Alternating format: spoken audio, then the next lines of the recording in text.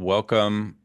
Welcome. Thank you all so much for taking the time out of your day to be with us. I know it's a work time, so we're happy to record this, post it on our YouTube channel. Let me start by saying what this is all about. So, welcome to Emancipation's Podcast and Study Collective. We host podcast discussions, but we also do study groups on important texts in the history of Marxism. So, we've done Lukács's Destruction of Reason, Bloch's Principle of Hope. We did a wonderful intervention on Engels's Anti-Düring. We studied the 1844 economic and philosophical manuscripts of Marx. Many of you have been along with us. We did I think a year ago, a huge study of Alain Badiou's Immanence of Truths, the third issue in the Being and Event trilogy. We've also done work on Freud's Beyond the Pleasure Principle, and we've done over 5 study groups on different Lacanian seminars. So the sort of idea behind this is to offer a chance for scholars to hone their craft, to meet other scholars in the university system, excluded from the university system, and everything in between. A chance for folks to engage with some of the foremost thinkers in Marxism today. So most recently, Conrad Hamilton and I have decided to convene a study group on Althusser's For Marx, which Conrad said a very interesting thing about this book, which is that this may be the only book actually written by Althusser. And so we've really gone through this book fairly quickly. We've met every week. Each week we talked about one essay. But I have really benefited from the depth of these discussions. So we have concluded our full study of the book. And frankly, I mean, recently gave a presentation on Althusser, having the chance to meet with comrades of various levels of expertise. We have Dhruv Jain, who actually is a sort of one of the foremost experts on Althusser, has joined these study groups, has helped us a lot. Conrad has helped us a lot. So just want to thank everyone for being a part of this. And I promised a lecture, and I didn't know whether it would actually happen, but based upon sort of the demand of the group, we have decided to reach out to Panagiotis Sotiris, who is a professor at the Hellenic Open University, and he is an author of a very important new book on Althusser, which is called A Philosophy for Communism, Rethinking Althusser's Marxism. And so I reached out to Panagiotis, asking him if he might give some remarks about how we might read For Marx today, given that most of this book was written before 68. It was written in the early 60s. And so it is very much a text of a very particular conjuncture, right? Panagiotis agreed, and just a week ago put together a talk for us. So thank you for your time. Thank you for being here. Panagiotis is also a board member of Historical Materialism Journal. We're very pleased. One of the things we've been able to do, even though we're not a part of the university system, is we pitched the HM board and to basically publish our proceedings of a study group on Lukács's Destruction of Reason. They agreed to do that. All of those essays will be out in 2026. So that's a little bit about who we are, a little bit about Panagiotis, our keynote speaker. We have Panagiotis said he's willing to talk for 3 hours, which is extremely generous. I limited it to 2, in part because it's a work day. But we have immense interest in this. We're very honored to have you, Panagiotis, to speak to us. Take as much time as you wish. And then I just want to say, everybody, bring your questions, and I'll try to get to everyone's questions. You can use the chat. You can raise your hand, whatever you prefer. And with that, please, the floor is yours. Thank you. Obviously, I suggested that we can have a 3-hour discussion, not a 3-hour presentation. This would have been like torturing. Anyway, so of course, many thanks. This is it's a wonderful opportunity. So I'll just make some some opening remarks, basically, because I'm really interested, since you finished the study group, to what are the questions, what do people think about this book. I mean, I've studied this book since the early, I think I started reading, I think the first time I started reading was like more than 30, 35 years ago.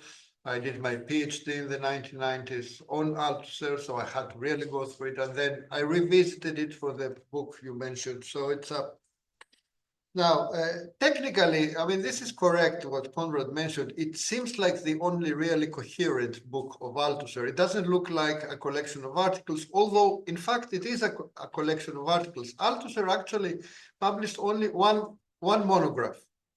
It's the book on Montesquieu. I will say just a few things after on that. He did write in the 1970s a series of basically full manuscripts or full drafts of a manuscript. For the most well-known of it is the manuscript of Machiavelli and Us, published in an excellent translation by Gregory Elliott by verse. But these were basically books, like monographic books. But for various reasons, he did not publish them.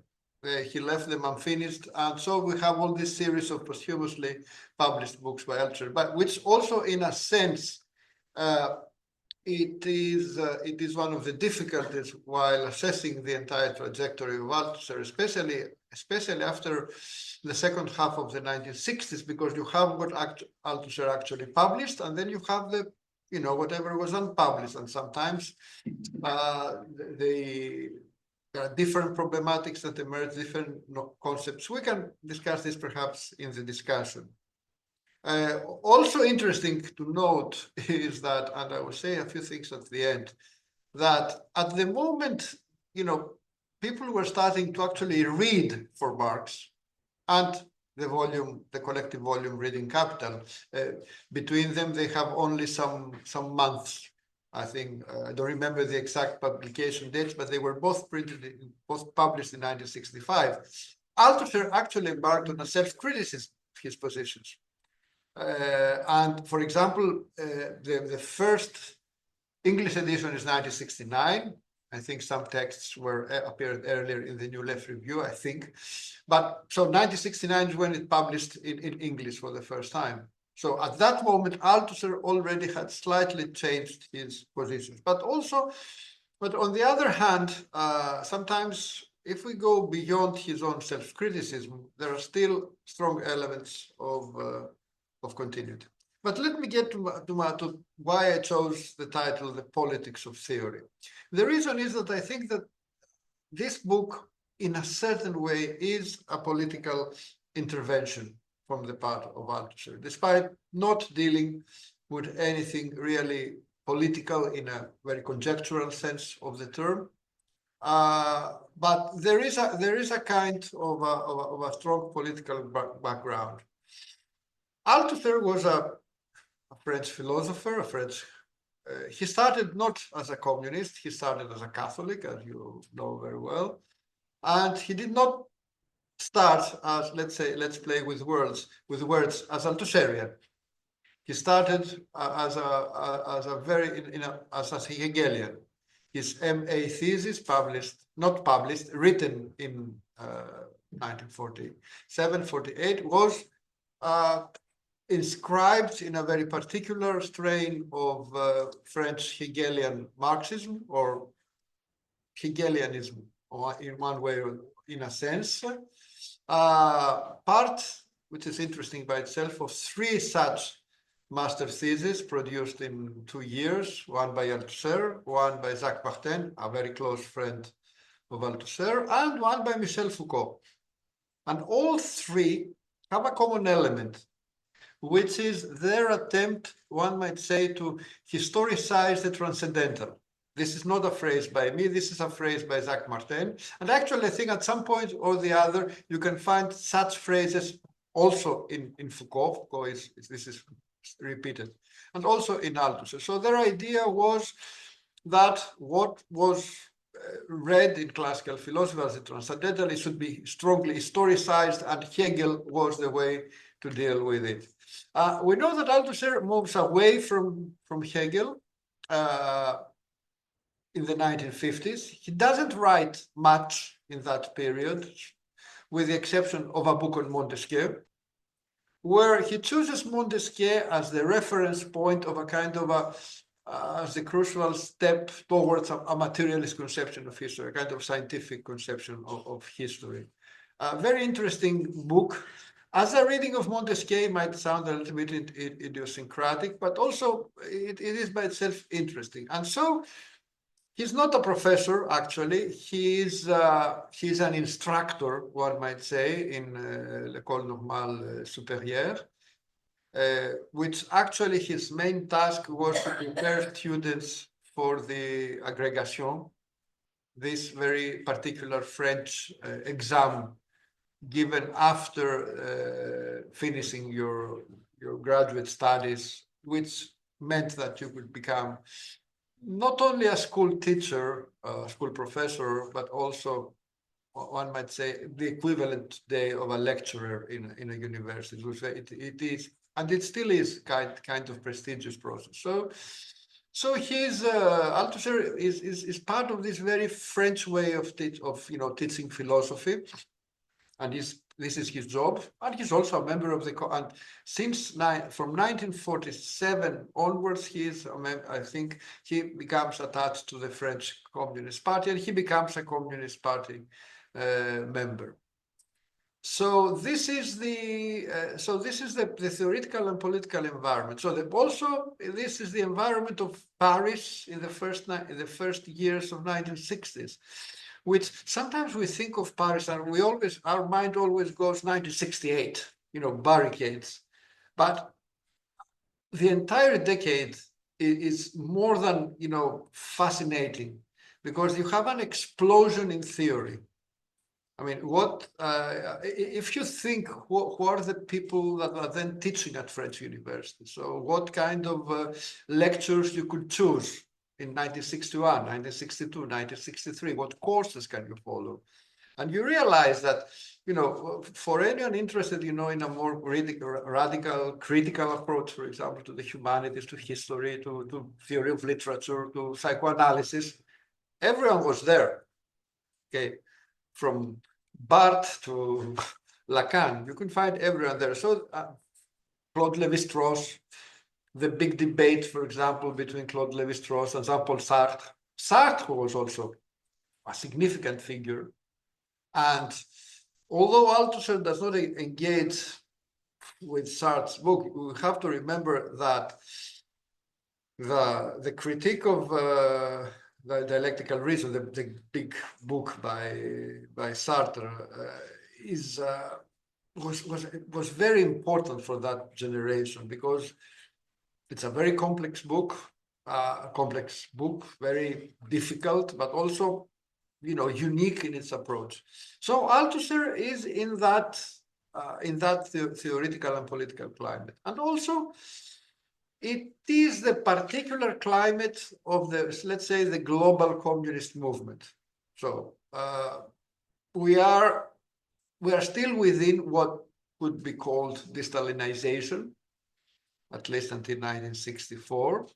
There are the big dividing lines in the international communist movement, with the Chinese versus Soviet split, which begins at that moment. And already by 1963, all the split is rather deep. You have the questions in Europe, especially because also inside the French Communist Party, the Italian Communist Party, at that time the biggest communist party in the Western world, was viewed as a kind of of a model, more democratic, at least it looked like that, more open. And you also have part of these debates to take also theoretical forms. And one of these forms is the debates around socialist humanism. Today we kind of treat socialist humanism in a much broader scope, but at that moment it was kind of emerging as a kind of an alternative. And it is true, as Althusser mentions, that in certain parts of the debates inside communist parties, it was kind of an not official ideology, but it was promoted. For example, someone like Adam Schaff, the Polish communist philosopher in Poland, he was very much respected. He was, and also if you look who were the main philosophers, not so much in the Soviet Union as in other. So you could see this. So there are all these debates: what is better, the Italian way or the French way? What's happening between the Soviet Union and China? You have the other anti-colonial movement. Although, to be fair, these are, in Althusser's case, you don't have so many echoes of this. You find them in other theories of that period. For example, Sarbetelem was doing great research at that period and afterwards. So this is the climate. Okay. So what is Althusser's? At the same time, there are particular French, let's say, characteristic traits, like the importance and the heavy shadow of Hegel in French Marxism, which in a certain way coincided with the fact that the French Communist Party did not have a long theoretical tradition. If you look until the 1940s, there are relatively few major thinkers, although it's already a big party. For example, you had figures like Georges Polyger, very important, and Henri Lefebvre was always part, but also Lefebvre was always inside and outside the party. He had always a complex relationship with it. But apart from that, you did not have major figures before the war. After the war, obviously, there's an entire generation. After the resistance, things are much better. And also, for reasons that had to do with the particular history of the French Communist Party, and I would use this phrase, I don't like it analytically, but I can't describe it. It was one of the most loyal parties to the official, let's say, line. Whenever the official line in the Soviet Union changed, especially in matters of theory, this had a real repercussion in the French party. If Lysenko, for example, was the official line, then in France, this would be considered kind of an imperative. And you can see that also in earlier texts by Althusser, where he discusses Danov's, directives, etc., etc. So, but also at the same time, and also it's a party that places a lot of emphasis on intellectuals. This is something that happens with other communist parties, but in France it is important.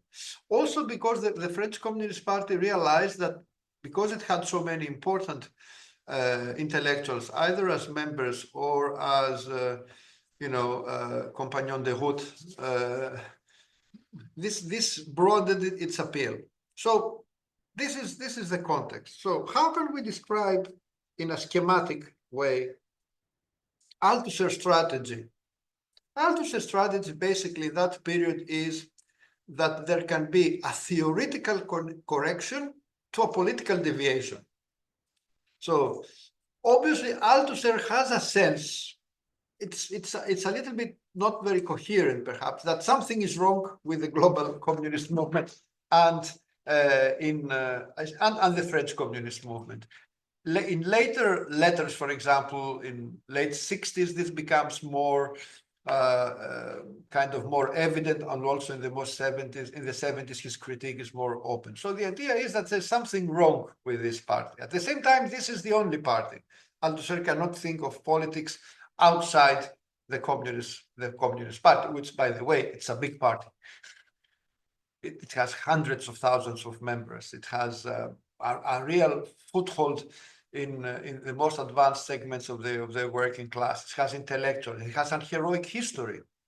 In French, it was called the Parti des Fusiliers, the party of those that stood in front of the firing squads during the resistance. So he cannot think. So he says, how can we change things? If we change theory, then we change the political line. So we also deal with the current problems and the current deviation. So the idea is that we need theory. So, but what it means, we need theory. We need Marxist theory. We need to return to Marx. And you have to remember, I mean, that pour Marx in French does not mean, it doesn't have the more general meaning of for Marx. It has the meaning of in favor of Marx, in support of Marx. It's like taking a stance. So we have to go back to Marx. But if we have to go back to Marx, we basically need to sort of establish what is the originality of Marx thinking. And the idea is, and here the epistemological concerns come, and here is where Althusser reunites with a particular French epistemological tradition. The idea is that Marx basically performed a scientific revolution, or in actual terms, an epistemological break. Why it is important to suggest that Marx had an epistemological break? Because this is the only way that his theory is in rupture with existing theories and henceforth with bourgeois ideology. So it's important so there's kind of a radical novelty in Marx. If there is radical novelty, then Marx cannot be, for example, in continuity with Hegel. He cannot be in continuity with classical political economy. He cannot be in continuity with the young Hegelians. And finally, he cannot be in continuity with his own younger self. Because if Marx performs an epistemological break, obviously his thinking is not born like Athena out of the head of Zeus. Marx did not start as a Marxist. He started as something else, and then he becomes Marxist. How he becomes Marxist?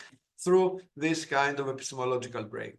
So this is, and I'm saying it in a very, very schematic way, an attempt to politically to defend the originality of Marx, its radical discontinuity with other forms of thinking, and hence to defend in a way the discontinuity of communist politics versus bourgeois politics, or reformist politics, or revisionist politics, or however one wanted to call it at that period, and to insist on its antagonistic character. So this is so in this sense it is a political intervention, and to be fair, it was in a way read as such. And you have to remember that Althusser's work was broadly debated, and it's one of the singular cases where a communist party, a big communist party, even at the end, held a 3-day meeting of the Central Committee in Argenteuil in early 1966, where for 3 days, basically they discussed questions of theory and politics of theory, and the epicenter of it was how to deal with the uproar that Althusser had caused. Now, to do that, Althusser borrows, as I said, from a kind of French epistemological tradition, usually associated with Gaston Bachelard or with Georges Canguilhem, and to link it a little bit with other epistemological traditions. By the way, this kind of epistemology that stresses the priority of theory over experience, the priority of, let's say, of a theoretical problematic or a conceptual scheme in another language over, let's say, empirical data. This is also the intellectual climate that Thomas Kuhn met when he was actually there, or working, and which is in a certain way the theoretical background was his own theory of scientific revolutions. But that's another analogy we can discuss at another point. So the idea is that what is science? The centerpiece of a scientific approach is a kind of the emergence of a theoretical problematic that enables us to actually reappropriate something in an intellectual way. Now, so the importance is the problematic. This is what creates the rupture. It's a change in theory. Why does he insist so much on theory, Althusser? After all, he was accused of being a theoreticist. This comes from a very, very strong anti-empiricism, which it is here that we see the importance of Althusser's perhaps main interlocutor, which was Spinoza. So Althusser has a very strongly Spinozist conception of knowledge. The idea, and the central idea, is that knowledge is production of scientific knowledge. You do not start by knowing. You do not start. You start by having basically a kind of ideological misconceptions, an imaginary sense of reality, kind of practical things, but they are very, very confused. So the only way to go from this confusion with the kind of everyday, ideologically determined, experience of reality towards knowledge, you need theory. Theory is a process of transformation. It's a production process. And this is words that he actually uses. And we know that he has this idea that theory is a theoretical practice. But when he says practice, he means production. He means a production process, a process of transformation with its own means of production, which are concepts, experimental devices, etc., etc. And that's why he uses a very Spinozist kind of distinction between generalities one, as he calls them, which are basically a kind of ideological perception of reality. Then you have generalities two, which is what transforms scientific concepts, and then you have knowledge of the concrete. So this idea of the production of knowledge is very crucial. You don't start by the real thing. You don't start by something real and you sort of discover it or bring it to light. Why? Because reality is opaque. And this is something very close to Spinoza, a kind of insistence on the opacity of reality without, the intervention of theory. So this is his idea. Knowledge is produced. So and you start to have sciences only when you sort of discover big like continents. And this is his famous phrase that Marx sort of opened up the continent of history in the more general sense. So this is one crucial aspect of Althusser. Now, but as I mentioned, he has to suggest a break inside Marx. And here is his famous theory of the epistemological break and this sharp distinction between young Marx and later Marx. Now, this has been discussed again and again, and many people and a lot have suggested, and basically they have suggested it correctly, that the way he describes the stages in Marx's theoretical evolution are schematic, they're more complex. But if I may say something, let's say in defense of Althusser, is that what he basically tries to describe is something that, we all somehow have this sense. We have this sense that when we reach, let's say, German ideology and afterwards these texts, and we know now that German ideology is not the German ideology we are all used to read. The actual manuscript is much more complex. And by the way, it's very, very interesting to see what parts were written by Marx, what parts were written by Engels, which, by the way, makes Engels much more responsible for the break, the epistemological break in certain famous quotes. At least that's but I'm not a specialist. Anyway, but we do realize that there is something that is happening there, a new vocabulary, so this is what he tries to suggest. Now, and I think there is something happening there. I think there is indeed a break. I think the other major break is when he discusses the emergence of the value form. That's another epistemological break. That's 1860 onwards, 1863, 64 onwards, first draft of first volume of Capital. But anyway, I think something happens there. But we can discuss it.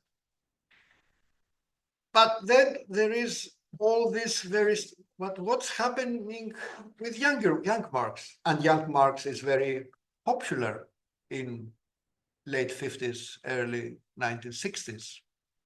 Because there's, for example, the Marx of the 1844 manuscripts, which obviously this is a fantastic text. Okay, it's one when we all remember the first time we read the 1844 manuscript. It's majestic. It's so complex and so interesting and so convincing. So if Althusser has to explain, why this is out of the Marxist problematic, here is where I think we can see the importance of what Althusser defined as theoretical anti-humanism.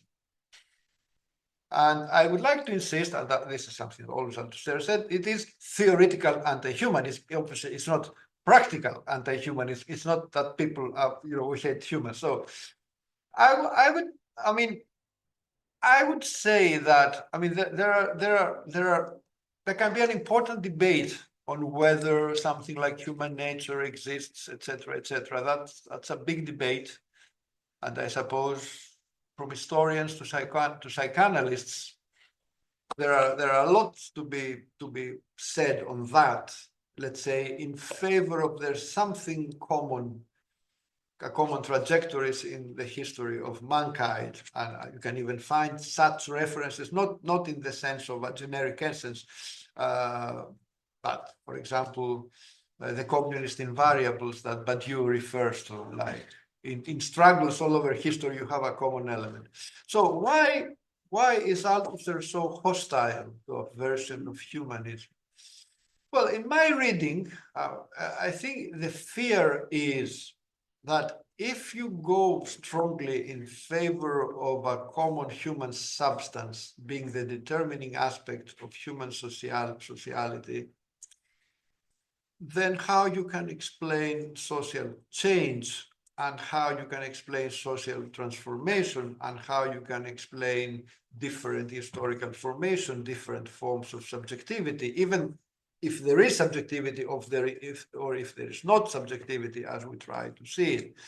And I also have a sense that his fear was that a certain conception of, let's say, human essence can end up in a religious kind of concept of thinking. That is, you have the human nature, which by definition is good. Somehow it falls in the religious sense of the fall. And then it's thinking redemption, emancipation as redemption. This is, I think Althusser was kind of afraid of such an approach. I think this was his main. I think this was also, you can also see the same thing in Foucault. The idea of theoretical anti-humanism is that it's very difficult to theorize the priority of the social, the priority of social forms, social structures, social interactions, class struggle, the priority not only in analytical terms, but also as transformative potential, if you stick to a notion of human nature. Unless you go into teleological metaphysics. Teleology can help here. Somehow we haven't reached the end, the telos of human nature. But if you're not into teleology, then radical transformation kind of becomes a difficulty within the context of a strong conception of theoretical humanism. We can debate that, we can discuss that, and I know there's been many books. I'm just trying to explain what it meant at this moment. And having spoken about structures, we all know that Althusser has this, kind of label always that he's a structuralist. And much of the big debates on Althusser and its polemics was that he was a structuralist. This kind of structures that determine everything without leaving any space to agency. But to be fair, and since you closely read the text, you have to remember that the first text of Althusser on questions of, let's say, social structure is Contradiction and Overdetermination.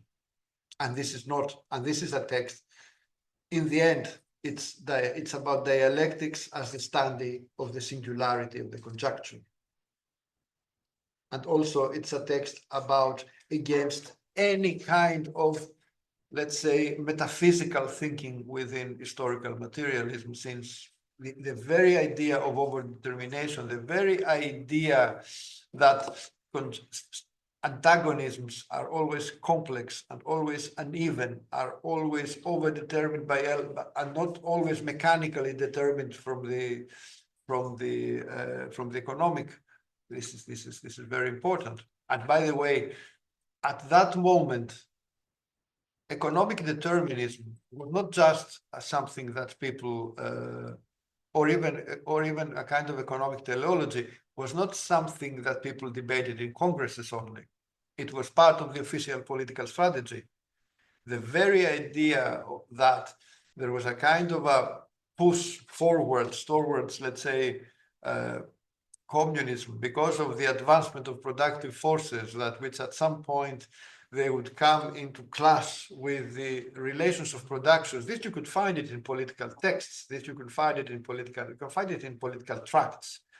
So if you wanted to get rid of this, let's say, I think Althusser at some point calls it the Hegelianism of the poor, like, this idea of historical theology, you needed to go back into a much more complex and uneven conception of social structure. And I think this is what Contradiction and Overdetermination does, which is, again, a text which is rather unique in its tensions and its richness, one of the most original contributions to the rethinking social structure as antagonism, as complex and uneven antagonism, and not as just, a kind of self-repeating social grammar. Obviously, we know that Althusser then, under critique, sort of tries to adjust his positions, and you can see that inside the text. The text on the materialist dialectic is different. There's more emphasis on the determining, in the last instance, role of the economic, which is, by the way, in a way, this is the tension in that period in Althusser. The lonely moment of the last instance never comes, and on the other hand, determination in the last instance, which I think is Althusser's way to suggest go radically into overdetermination, into the complexity, the singularity of the conjecture, and try to maintain a kind of a classical materialist grounding on the importance of material reproduction. Because otherwise he was afraid that people would go into the autonomizing the political, the ideological, etc., etc. And in a sense, for example, if we read closely Laclau, this is what happens in Laclau. Laclau is if you look Laclau, his analysis of overdetermination is very complex, very interesting and philosophically very intriguing. But then he says, okay, but this means autonomy of the political, which then ends up into this kind of not very nice populism, the idea that basically need a kind of, I don't know, a modern Peronist approach to politics, etc., etc. But Althusser tries to hold the balance. So this is, and in this sense, he tries to think, which obviously is the most open question for historical materialism. What is the structure of this? What is this particularly Marxist relationality? What is the relationship between individual struggles, agencies, practices, struggles, institutions?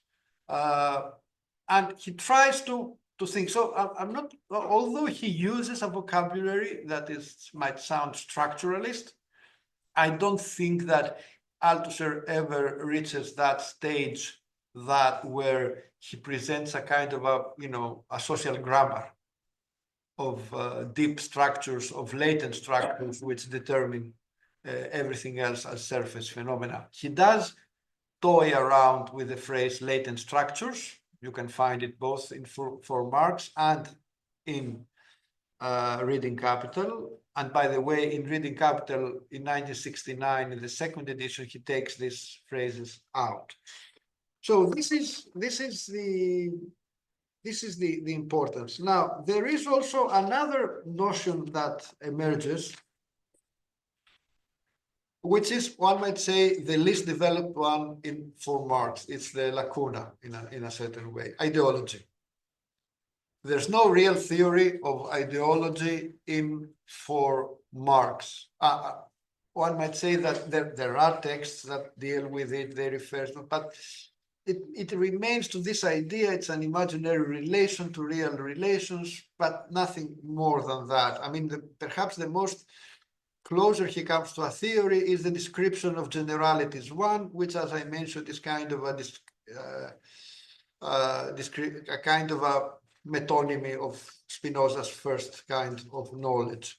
So this is the missing link. Why? Because for Marx, ideology is mainly the opposite of science, but it's like a negative, not in a sense something more positive. It will be interesting, but I won't go much into that, to see what of all this for Marx then reemerges in Reading Capital. And in particular, in Reading Capital, what we have is the Althusser there attempts to find the protocols of a kind of Marxist philosophy in a latent form, in a practical form, inside Marx's not philosophical, but the text of Capital, which is what he calls the symptomatic reading, etc., etc. But I won't go there. I can leave that for the discussion if anyone wants to raise it. Now, a few final points, because I think I'm already beyond. I've already spoken a lot. I mean, I talked about structuralism and why I do not think that this is not, let's say, a structuralist text. Now, the other question is, who is Althusser opposing? And why is he so insisting on the discontinuity with Hegel? Now, this is an interesting question, given that Althusser actually knew Hegel well. He had read Hegel, at least a kind of a French reading of Hegel, stressing a lot the phenomenology and a kind of an emphasis on history, etc., etc. I think for Althusser, and I know there are many people that have worked on Hegel all these years suggesting that Hegel is not that, but for Althusser, Hegel was, in the end, it was always about teleology and about what he calls, let's say, a conception of the social whole, the social totality with a center, with a kind of a causal center, like the economy is at the center, and then you have the other instances over it, where Althusser exactly through the notion of overdetermination insists on seeing totality as a decentered.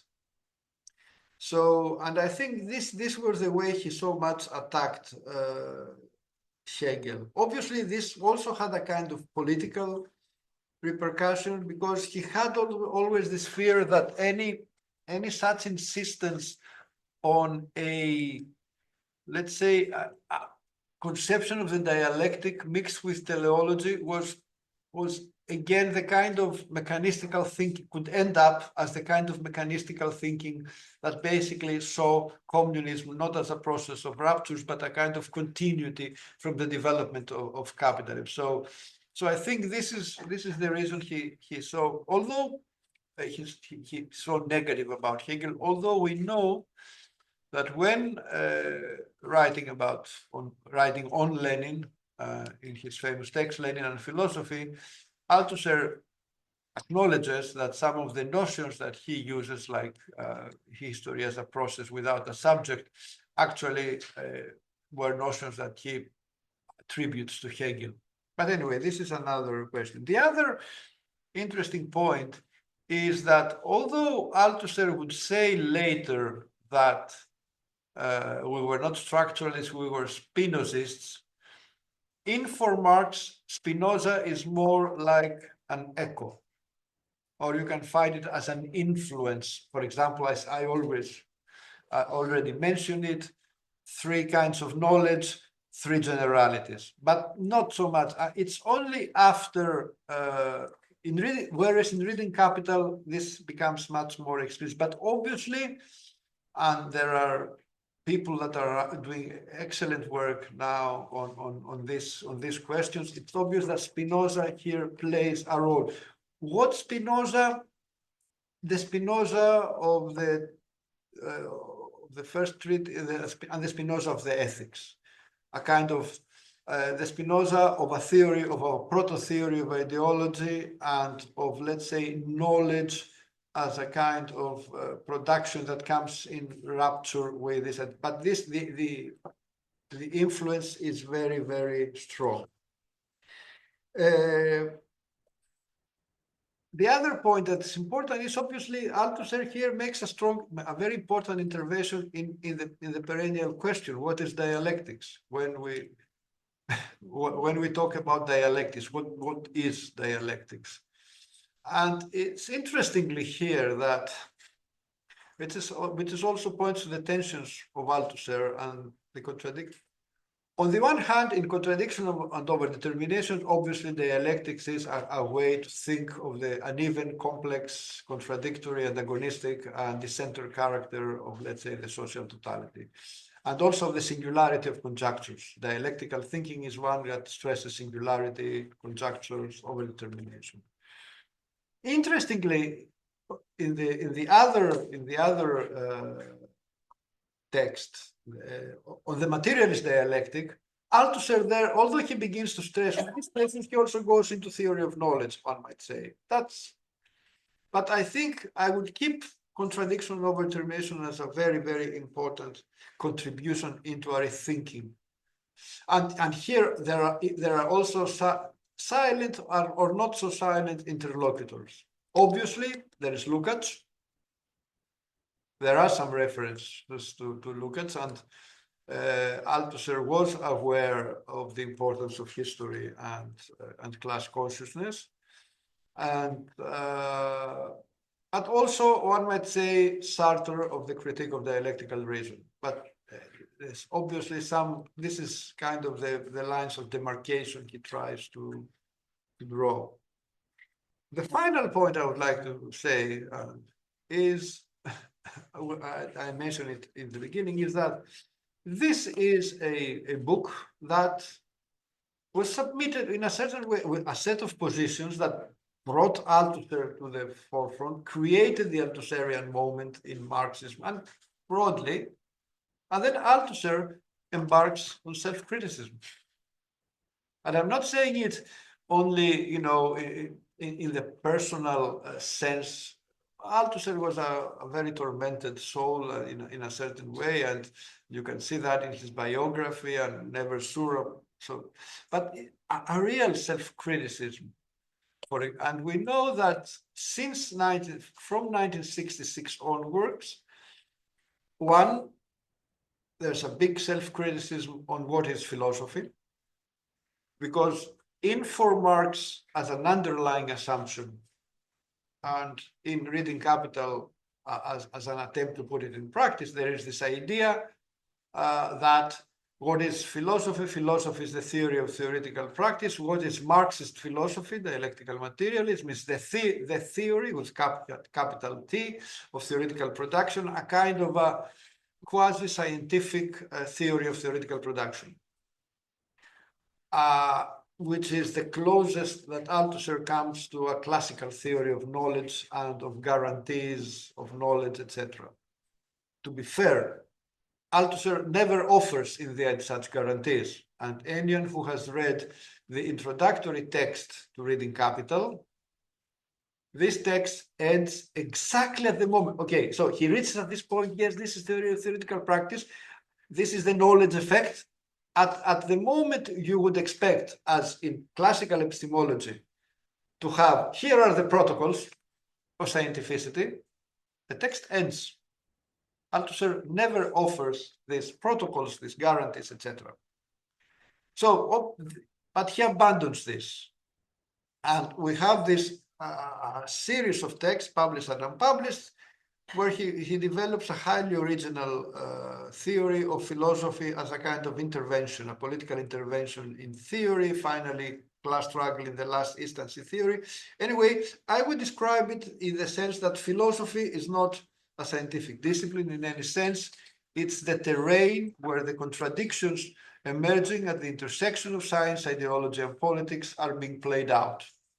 And there's also this for me, very useful notion of the spontaneous philosophy of the sciences that explains a lot about how epistemological debates are being conducted, and this intersection between science and ideology. And after all, the second point, obviously, the second, not self-criticism and evolution, obviously, Althusser begins to embark on a theory of ideology, which we find it in the big manuscript on reproduction, from which the famous article on ideology and the ideological apparatus of the state came from. It's not only that he stresses how ideology is reproduced through material institutions, etc., etc. I think the main, and we can see that also in the 70s, Althusser realizes that, and this is also very Spinozist, that we are basically always inside ideology. So the rupture with ideology is always tentative, and it's also something that happens, not something that we think or decide. We not decide, and scientists do not decide to be, oh, I'm no longer thinking under the aegis of ideology. Now I'm thinking scientifically. No. Scientific, it's a kind of a process without a subject. And if you look at some of the important, let's say, students of Althusser, let's call them like that, you can see this idea of the desubjectification as part of the scientific process. Michel Pechet is an example, and I definitely urge anyone to read his book. So, and the third, let's say, self-criticism has to do with the very notion of structures. And it's then where a notion that is also kind of Spinozist, the notion of the encounter, emerges. So what are structures? Structures are not like the basic elements of a social grammar, the kind of rules of a social grammar. Structures are encounters. What kind of encounters? Encounters that last. How do they last? Because there are apparatuses that help the reproduction. Does the fact that they last mean they are eternal? No. This means that they are also contingent upon, etc., etc. And we have this, but then we go into another. So, and this is a self-criticism that begins already in the let's say 1966, 67 onwards. Obviously, May 68 plays a role. Althusser does not decide, never leaves the Communist Party, but obviously this strong movement, this huge movement influences sort of him. You find these echoes later in his works in the 1970s. So I think I said enough. I think that's so basically what I know I didn't cover everything from this book, but I'm not sure this was the purpose, but at least I hope I tried to explain in what sense this was a kind of a political intervention, because in the end, all this had to do with this same basic idea. Can theory help the communist movement, make a turn to the left? Perhaps he hasn't a very clear sense of what this means, this turn to the left, but this is the basic thinking. And I think this kind of, and in the last instance, it's always about, okay, how can philosophy and theory help a politics for communism. I think this is something that is very central to the thinking of Althusser, even when it seems like he draws lines of demarcation with a very, very, brutal way in certain instances, even though they can be schematic, even though he bends the stick to one side and then to the other side. This is a metaphor from Lenin he always uses. But I think this deeply political conception of theory remains in Althusser till the end. Thank you. All right. Excellent. Thank you so much, Panagiotis. Uh, so much evident mastery of the text. Thank you for illuminating so much for us. Conrad has some things to say. I want to just maybe, if I might, offer a few immediate thoughts. You know, listening to what you say, it strikes me that perhaps you might recommend for students interested in this this kind of, because Althusser seems tentative about the historical conditions in which Marx and Engels experienced this so-called epistemological break. We know that the concept of the problematic comes from Jacques Maritain, his colleague, and Maritain had also written a historical analysis that is far less schematic about the specificities of the political conjuncture that Marx and Engels face. So are there other texts that you would recommend for us to study? Because that's a beautiful thing about the early Marx, which is it's something for each generation to wrestle with. Like, for example, even in the US, Hal Draper, the New Left, embarked upon, I think, a 5-volume study of the life of Marx and Engels. And even if you read Engels' later reflections on Feuerbach at the end of his life, you don't really get the impression that Hegel is abandoned. And even if you read the Anti-Düring, you don't get that impression. If you read Lukács, you don't get that impression. So this allergy to Hegel, also, this is my second question. How much of this does this come from Montesquieu? Because I know people had made this reference very interesting, right? Which is, does does Hegel represent some type of interminable repetition of bourgeois individualism? Because at the time, I think it's very important, and we've referenced this. If dictatorship of proletariat is no longer efficacious in the early 60s, right? How does the proletariat think liberation beyond bourgeois individualism? Hegel, according to Althusser, seems to be a figure that only reinforces bourgeois individualism and therefore doesn't think class emancipation. So my question is, how true is that? Is Hegel really destined to this individualist problematic? For example, because the question to me is like, okay, theoretical anti-humanism, what do we lose? Maybe, for example, and we see this in the debates that Althusser has with Lucien Sèvres, can the proletariat link up to bourgeois conceptions of emancipation from the revolutionary tradition of the bourgeoisie itself, out of the French Revolution?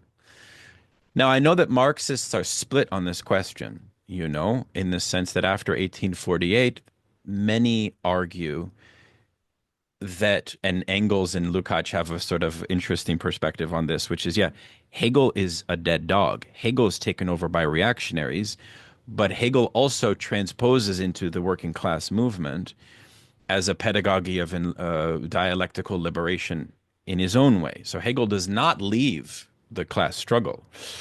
So I wanted to see if you could respond to that. This idea of Hegel and bourgeois individualism versus the fact that the history of bourgeois revolutions themselves have used humanism. And here I'm thinking of Losurdo's criticism of Althusser, which is, about the same time, radical humanism was being deployed in the global south. So why are you removing radical humanism not only from the class struggle, but from anti-colonial liberation? Now, that many have argued is an unfair criticism of Althusser. I wonder what you think of that. I'm talking about Western Marxism text of Losurdo. You may have encountered that argument. So those are a couple thoughts. I have other thoughts that I don't want to hog the floor. So Yeah, okay. please, please. I can respond. Yeah, obviously, as I mentioned, Althusser makes a very schematic chronology of the evolution of young Marx. It's not that he doesn't know the subject, he knows the subject, and he knows Feuerbach. And after all, one of the texts comes because exactly he has written an introduction to a collection of texts by Feuerbach. So, and he knows Hegel, he knows significant parts of Hegel also. Obviously, there's been a lot of research ever since. I could only point, for example, Stathis Kouvelakis' book, an excellent book, Philosophy of the Revolution from Kant to Marx, or I can point, because I saw him at some point here in the discussion, to Kangel's ongoing research on, so there's obviously a lot of more research need to be done, and things are much more complex. I also think that Marx never sort of abandoned the, let's say, the theory, the engagement with Hegel. But this is an open question. This also depends on how we deal with Hegel. Hegel is obviously Hegel, if you treat it as a kind of a historicist reading, a kind of a teleology Weltgeist, yeah, it's very antagonistic to, let's say, historical materialism, at least in my reading, or it ends up in a kind of a historical materialist metaphysics. But there's also Hegel as the most complex attempt to rethink the peculiarity of what it means to do theory of a social reality of which you are part. How you define the inside and outside. Hegel was also, and this was a common element with Althusser, strongly anti-empiricist. Actually, Hegel was beyond any theory of knowledge. This idea that no, you can, so you can call him radically, as a kind of a radical perspectivism. And there's also the very complexity, the very idea of how we need to have a complex theoretical apparatus to deal with complex. Obviously, these are elements that always remain with Marx. That can explain why he goes back into Hegelian tropes in Capital. And Althusser later in the late 1960s acknowledged that, yeah, Marx never truly abandoned Hegel in this sense. So on that, the story is always much more complex. Although I think that some of the elements that he suggests, like, listen, I mean, take the 1844 manuscript. This is my personal position. If Marx had written, somehow his theoretical production had stopped at 1844 manuscript, it would still be a very, very important book, beautiful book. But then he also wrote Capital. So you can see, I mean, the limits, what are the limits in the 1844 manuscripts? Because you have all this complexity, this idea, objectification, this kind of, let's say, moving from simple Ricardo-style economistic conception of exploitation to something that's happening with how people think, act, they're affected, how it affects both sides. The alienation is double. Okay, so how we get out of this? Where does communists come from? Yeah, communism it's kind of the end of the riddle, but it doesn't seem so. And then you have capital. It's like, I mean, I can fully understand that the question is posed there, but the answer is much more a different sort of engagement. So this is my take on that.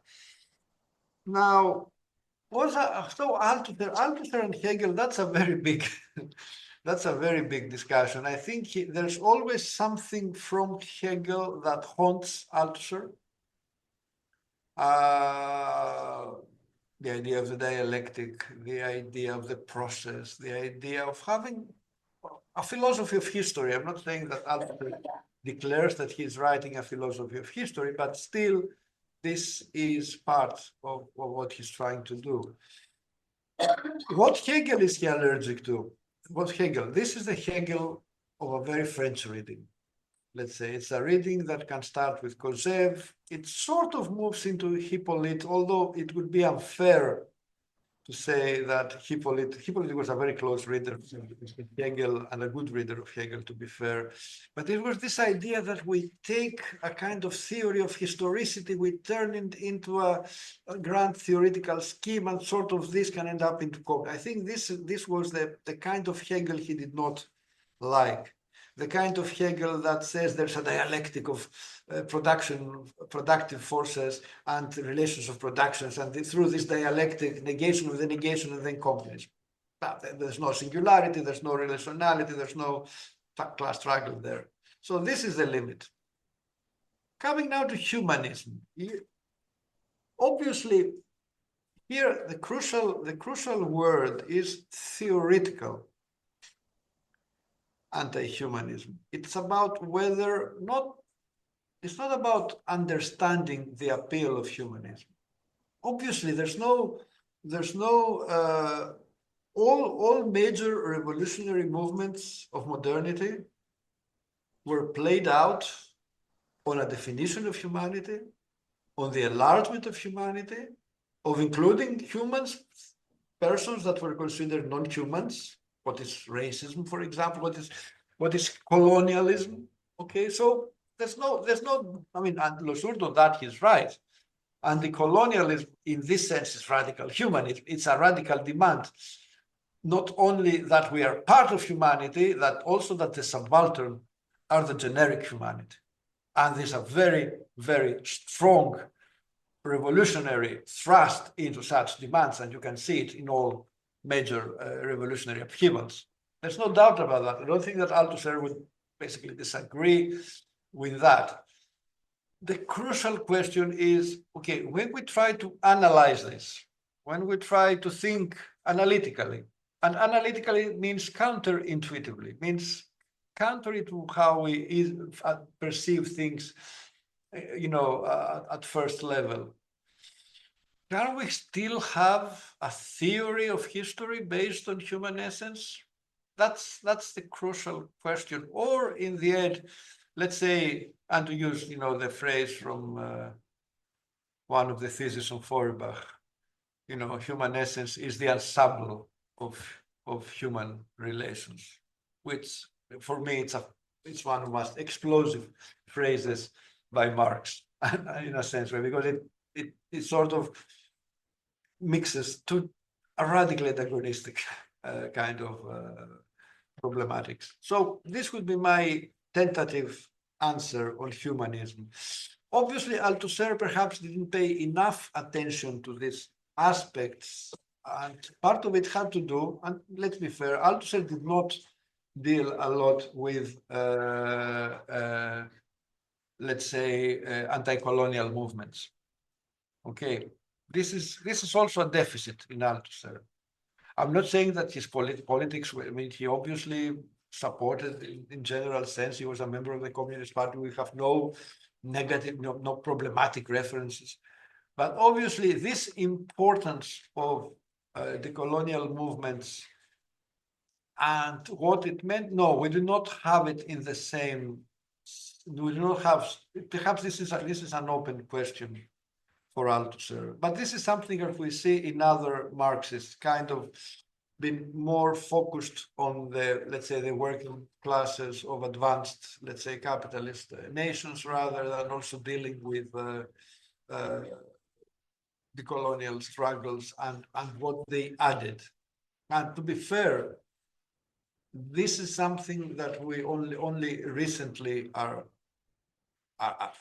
we doing. Okay, I mean, if you look at Marxist theoretical production, I mean, everybody was an anti-imperialist, and there might even be people that were, let's say, what was called even sometimes it was even used in pejorative terms. I don't like it, third worldists. But it is only, I think, more recently that we have realized the theoretical significance of such the colonial movements and why we should go back. And you can see, obviously, very welcome. There's like how Fanon was, rediscovered in the past decades, to give just a very simple example, or the entire wealth of the colonial thinkers. So yeah, this was, but in Althusser's time, yeah, this might have been one of the, let's say, of the limits of Althusser's thinking. Conrad, would you like to take the floor, please? Hi.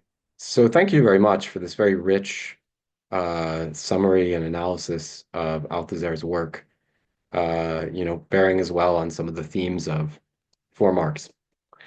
Now, I have a few questions, and I'll try to be as schematic as possible. The first one is maybe closer to a comment. But the first thing I thought is I was a little bit surprised when you were talking about on contradiction and overdetermination, or contradiction over determination, that you didn't seem to see the great presence of structuralism within it. And maybe I'm misrepresenting a little bit what you said, but I guess when I read the text, I see that, structuralism seems to intervene at two really crucial levels. And the first one is, we know if we read Claude Lévi-Strauss, right, that he had said at one point that his goal was to develop a theory of the Marxist superstructure. And in fact, I believe he claimed that the base would have no particular bearing on his anthropological researches because they were early societies. I think he quoted a letter from Engels from 1882 to back that up. But in that sense, it's interesting because what we kind of see within contradiction over determination is that, and I think this is sort of what Jameson will argue, that in a way the base, as it has often been conceived, traditionally sort of disappears, right? So there's a kind of immanence of the base to the superstructure, right? Whereby it kind of formally determines the elements of the superstructure in the last instance. I think William C. Dowling has a wonderful metaphor for this, where he compares it to the heart. And he says, well, yes, the heart pumps blood, and if it stops, you die. But then that's not the core element of the body, because you really need all the elements of the body for something to function. So I do like that, at the risk of engaging in metaphor in a way Althusser might himself find dubious. But the second way, in which I really see the influence of structuralism, and we know structuralism, of course, synchrony, the privileging of the internal system of language, right, rather than diachronic aspect, right, how language may have evolved, how Old English might have become modern English.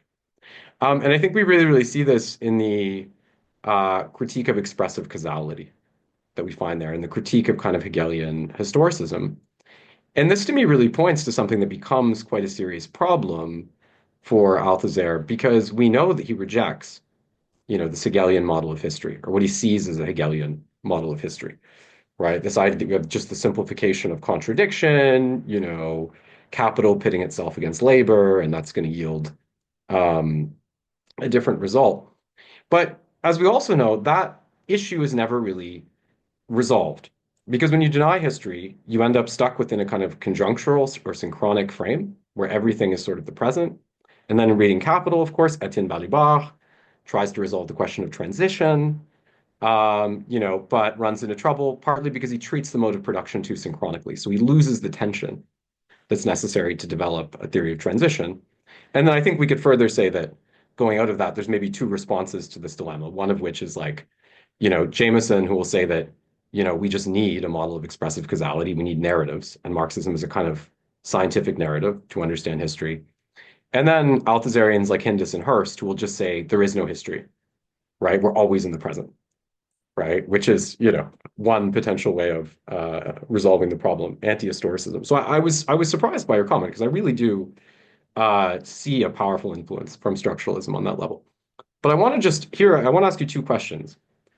And the first question has to do with the rationalism of Althusser that we've been discussing, or the kind of Spinozist influence. And I don't know if you've read the book, it's quite good, Rationalist Empiricism by Nathan Brown, which deals quite heavily with questions related to Althusser and so forth. But Brown, I think it's a 1966 essay by Althusser, where he appraises, what he terms rationalist empiricism, the kind of adaptation of the French rationalist tradition to developments that were occurring within empiricism, which was obviously influenced by science. He refers to it as having saved the dignity of French philosophy, and at the same time, partly in response to critiques within the PCAV, Althusser is affirming actually the priority of being overthought. Right? Now, Brown takes this as an indication that Althusser was fundamentally changing the scaffolding of his system to move away from a kind of rationalism, which, obviously has a number of difficulties. One is that, it can be challenging to figure out how rationalism would relate itself to the class struggle. On the other, you have a kind of classic problem, which is that it just goes into an infinite regress, right? Like if there's no initial, material stimulus for that. And I wanted to ask you, how seriously do you take those pronunciations? Do you think that really demarcates a fundamental shift in how Althusser thinks? But I will ask one more question.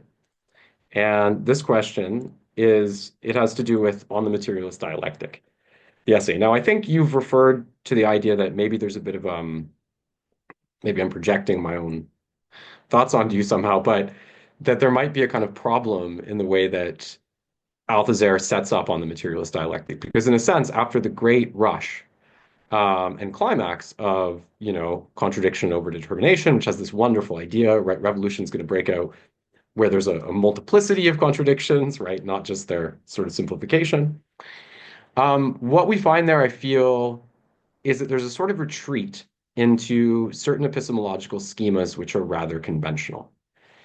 And when when Daniel and I co-taught the text, one thing that I argued, maybe a little bit polemically or a little bit provocatively, was that in a way, on the materialist dialectic fails in a sense. And I think part of the reason it fails is because, early on in the text for Marx, Althusser discusses the importance of the merger formula to justify his interest in theory, right? The idea, which is first developed by Kautsky, that, socialism came from without the workers' struggle. It came from utopian socialism and then was transmitted and synthesized with the workers' struggle. We know Lenin makes a lot of this in What Is to Be Done. But I feel that part of the problem with this kind of conventional epistemological scaffolding is it doesn't give us a conception of social form, right? Or it doesn't show how class struggle would impact the way that we form ideas in a sufficiently adequate way, or how the economy impacts that. And I know this criticism has been made by a number of people.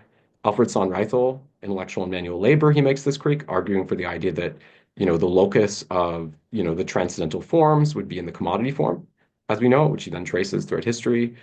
Zizek, Sublime Objective Ideology, right, relates it to Lacan. He says we need a kind of symbolic, right, treatment that relates to capitalism with respect to how these categories function. Alberto Toscano, I think, has echoed that in The Open Secret of Real Abstraction. So I wondered, do you think that that's ultimately a kind of the way he sets that up? I think he says in is it Reading Capital that, we're all ideas are always going to pass through thought, right? It's always something that's happening ahead, right? Do you think that that's ultimately tenable, or do you think that it points to the need to produce a better synthesis of class struggle and social form with Althusser's project? So those are my questions. Well, yeah, these are rather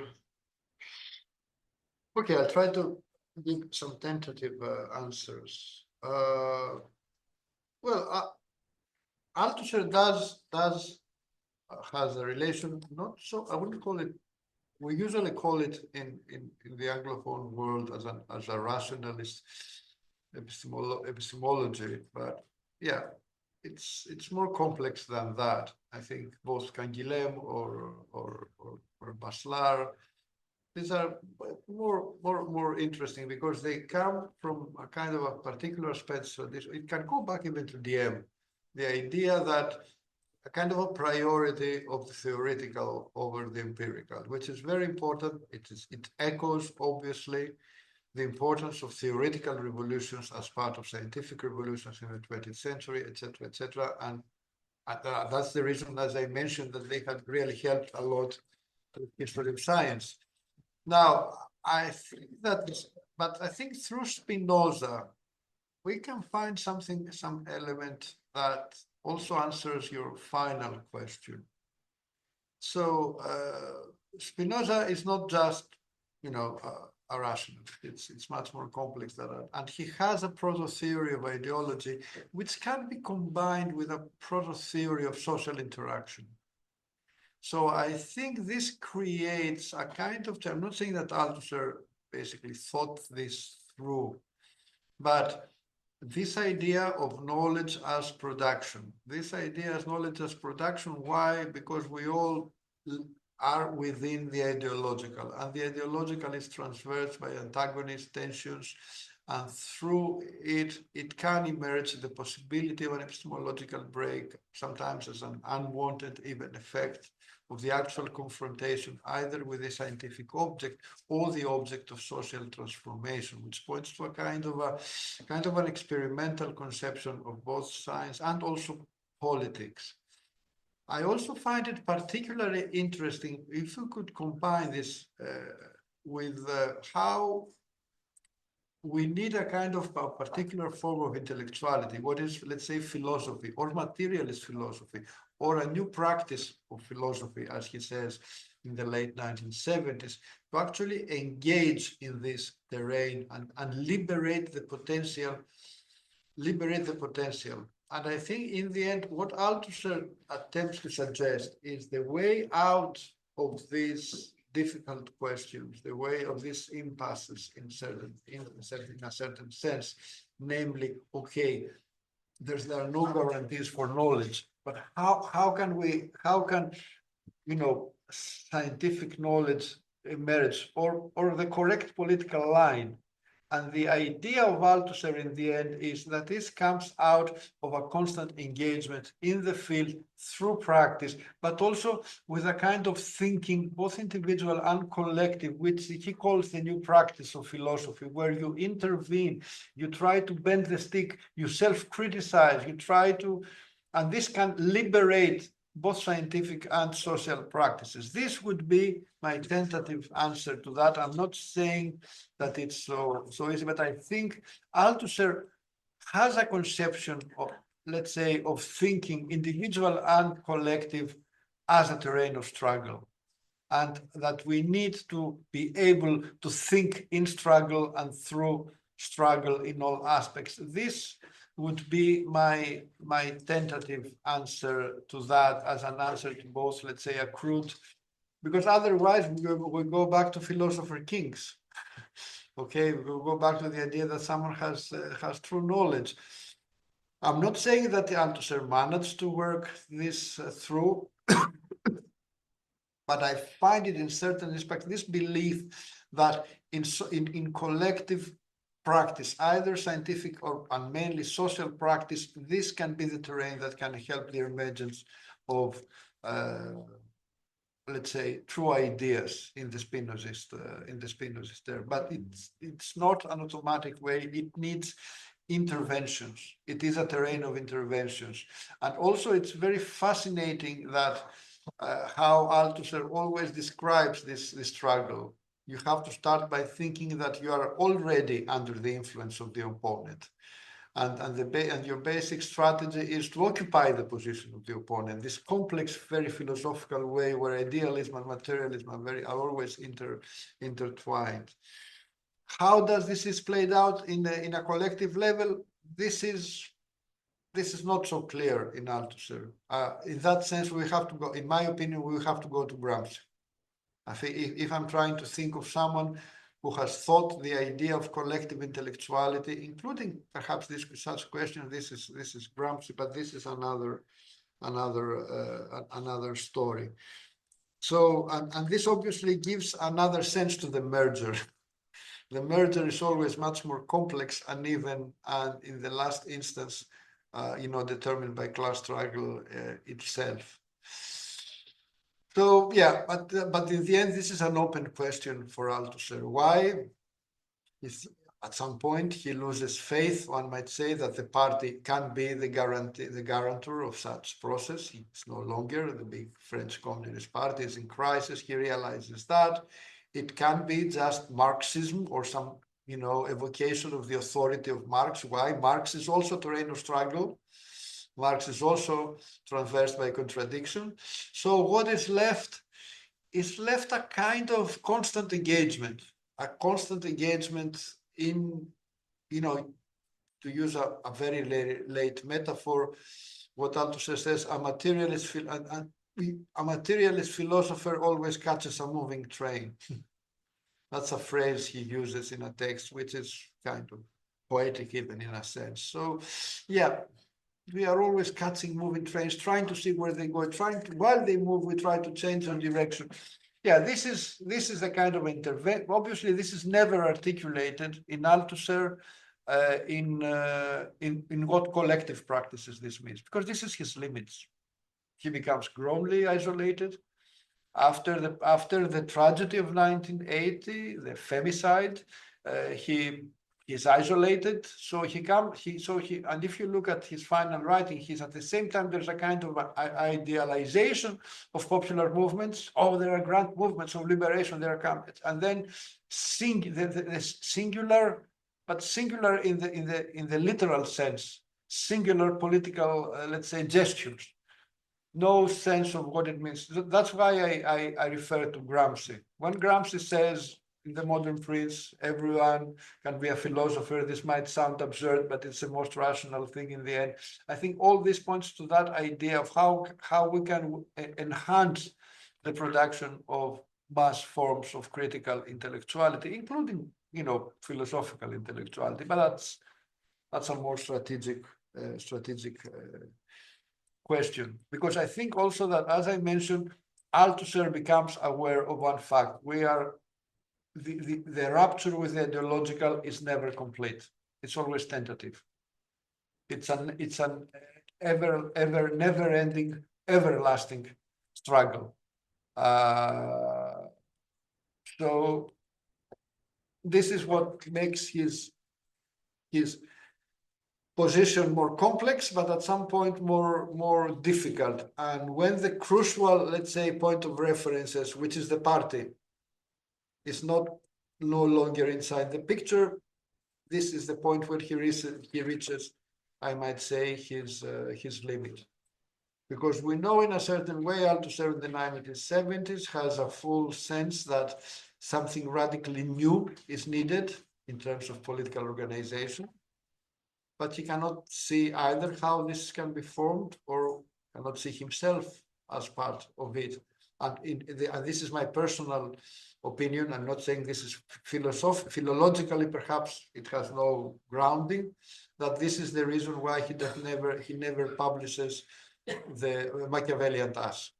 Because if you read Machiavelli and Us, if this book goes out in 1976, for example, the conclusion was very simple. We need a new movement. We need new forms of organization. We need a new, modern prince. And I think that's the reason why he says, I can't publish this. I can't support in the end something like that. Wow, thank you very much. We're going to go to Andrew and then Aliyah. We do have a question from one of our members about a general question. Maybe you can respond to quickly, and then we'll immediately go to Andrew. You mentioned Péchot, who he is translated, but he's not read much as a disciple of Althusser. You mentioned Leclau. What are your thoughts regarding a critical appraisal of Althusserianism, as an ism, so to speak, from Isabel Garro, who's very polemical and almost, well, I'm challenged when I read her work, and I wonder if you are. So that is one question we have, is your thoughts on, the children of Althusser, because Garro has the bold claim that, in fact, Foucault and Deleuze, their understanding of Marxism was Althusserian, right? And so but at the end of her account, it's not a pretty picture for how all of that has materialized. Thoughts on that briefly, and then immediately to Andrew. Oh, sorry, you are muted. Sorry. I mean, I have the greatest respect for Isabel. I know her personally, and her book on strategy is excellent. The book on let's say French theory, let's call it like that, is a little bit overdetermined by repercussions for a particular French debates and French, let's say, the articulation of certain debates.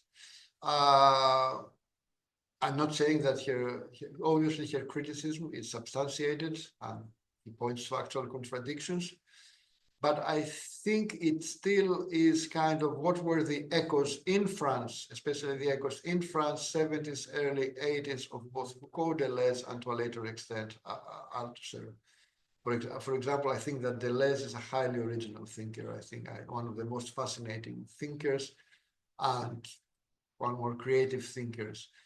I always read Deleuze as a challenge, but yeah, I can understand someone what it meant to have Deleuze against the more Marxist positions in the 1970s. I can understand that there were certain uses of Deleuze or uses or Foucault, but I think at some point it's good to, let's say, move aside the uses and let's see what were the actual. I mean, I can disagree with all the uses of Deleuze and Foucault, and I can still think I can read Foucault and Deleuze with the greatest interest. And obviously, this goes for Althusserianism. Yeah, there were negative aspects in Althusserianism and negative polemics, and Althusser drew lines of demarcation with other currents instead of necessary dialogue, and his positions might have been schematic. Obviously, there's no doubt about that. But I think now we have the benefit of time distance, and we can still read these texts without, let's say, the overdetermination of the polemics around them. Yeah, for example, yeah, obviously, take for example Rancière's criticism. Rancière was right.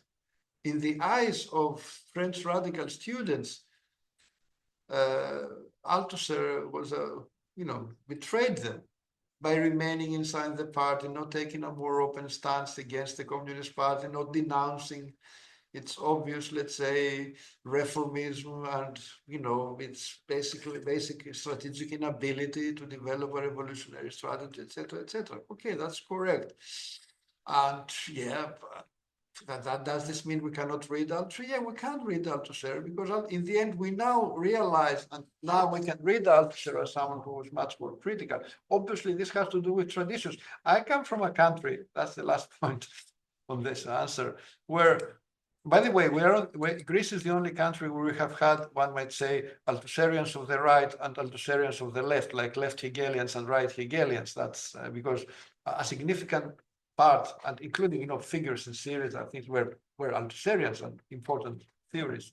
So yeah, I mean, yeah, but also I can point to how Althusser, for example, in Greece and persons of my generation was a reference for a left critique, let's say, of communist reformism. Yeah, but yeah, I do think that yeah, sometimes perhaps Isabel, she ends to be a little bit, let's say, unfair to Althusser, but I fully respect her excellent work all this year and the breadth of knowledge she has of Marx. Yeah. And the importance that and the fact that she remained Marxist in France, where if you go from my generation onwards, people older than me, you have too many ex-Marxists rather than Marxists. Thank you very much. No, it's I mean it's much to be said. Thank you for that. Let's go to Andrew and then to Aliyah. Well, first Andrew and then Panagiotis can respond. Awesome. Thank you, Dr. Panagiotis. That was an amazing conversation, and I really enjoyed reading your text as well. I'm still in the process of it. And forgive me for the noise in the background. I'm on a train right now. So as Althusser says, a materialist philosopher is always catching this moving train. So forgive me on that. But My question has to do with the something you mentioned in your chapter regarding the philosophy of the encounter, and you, if I understand you correctly, regarding Althusser's movement toward a different notion of structure and the encounter, it's not so much as structure are these elemental things underlying society or underlying a sort of structure like structuralism. They're encounters of contingent things. And so you use an example of Deleuze. We just mentioned Deleuze and Guattari with the production of the worker, insofar as there's a production of money circulation. And so, like, an example of the rupture from this encounter would be like this despotic state or this despotic signifier, to use Deleuzian terms. But I guess in Marxist terms, and for Althusser, does this align with his earlier reiterations of break and scientific breaks, and how this would inform a theory of science or a theory of a science of history? Because again, it has to do with this problem of genesis, right? So if we're dealing with encounters are chance or contingencies versus something that arises from a genesis. Let's say feudalism as an example, and use that as well. Am I understanding that correctly? It's more about like something that is contingent through these chance encounters of these elements create new ruptures or new reproduction. Okay, thank you. I mean, obviously the idea of a break and the rupture is an idea that fits in well within the imagery of the encounter. Encounters are not necessarily chance. You can find such references to chance encounters in later Althusser in the 1980s. Let's say, to use a phrase from the text we discussed, it's always about the necessity of contingency, that is, which is overdetermination. It's about the complexity of determination rather than chance. You can find references in Althusser to chance, but this is more like in a period where Althusser is in a much stronger crisis, so he sort of dissolves things. The idea of not, but however, the idea that there's no genesis, like an moment, to use that German prefix, yeah, that's very important. But it's more the idea that we are always already there. We are always already into something. Because if you think about it, the idea, which also makes transformation both possible and difficult. And this goes in all aspects of life. I mean, Genesis has this idea that always that there can be a rebirth, like a kind of a new founding moment. Whereas I think this idea of contingency encounter points exactly to how kind of a more immanent. And the crucial word here is immanence. This is also a Spinozist element. And this is also an element, interestingly enough, that brings Althusser close to Deleuze. The idea that, let's forget this idea of levels. Not that there are not different determinations, but the idea of levels, this kind of topology of determination, which is opposite to the Marxist topology, is something else, creates problems. Latent structures, deeper grammar rules. This creates problems. Everything is here. Everything is reality. Millions of people wake up and do the same thing every morning. They're singular. They're singular.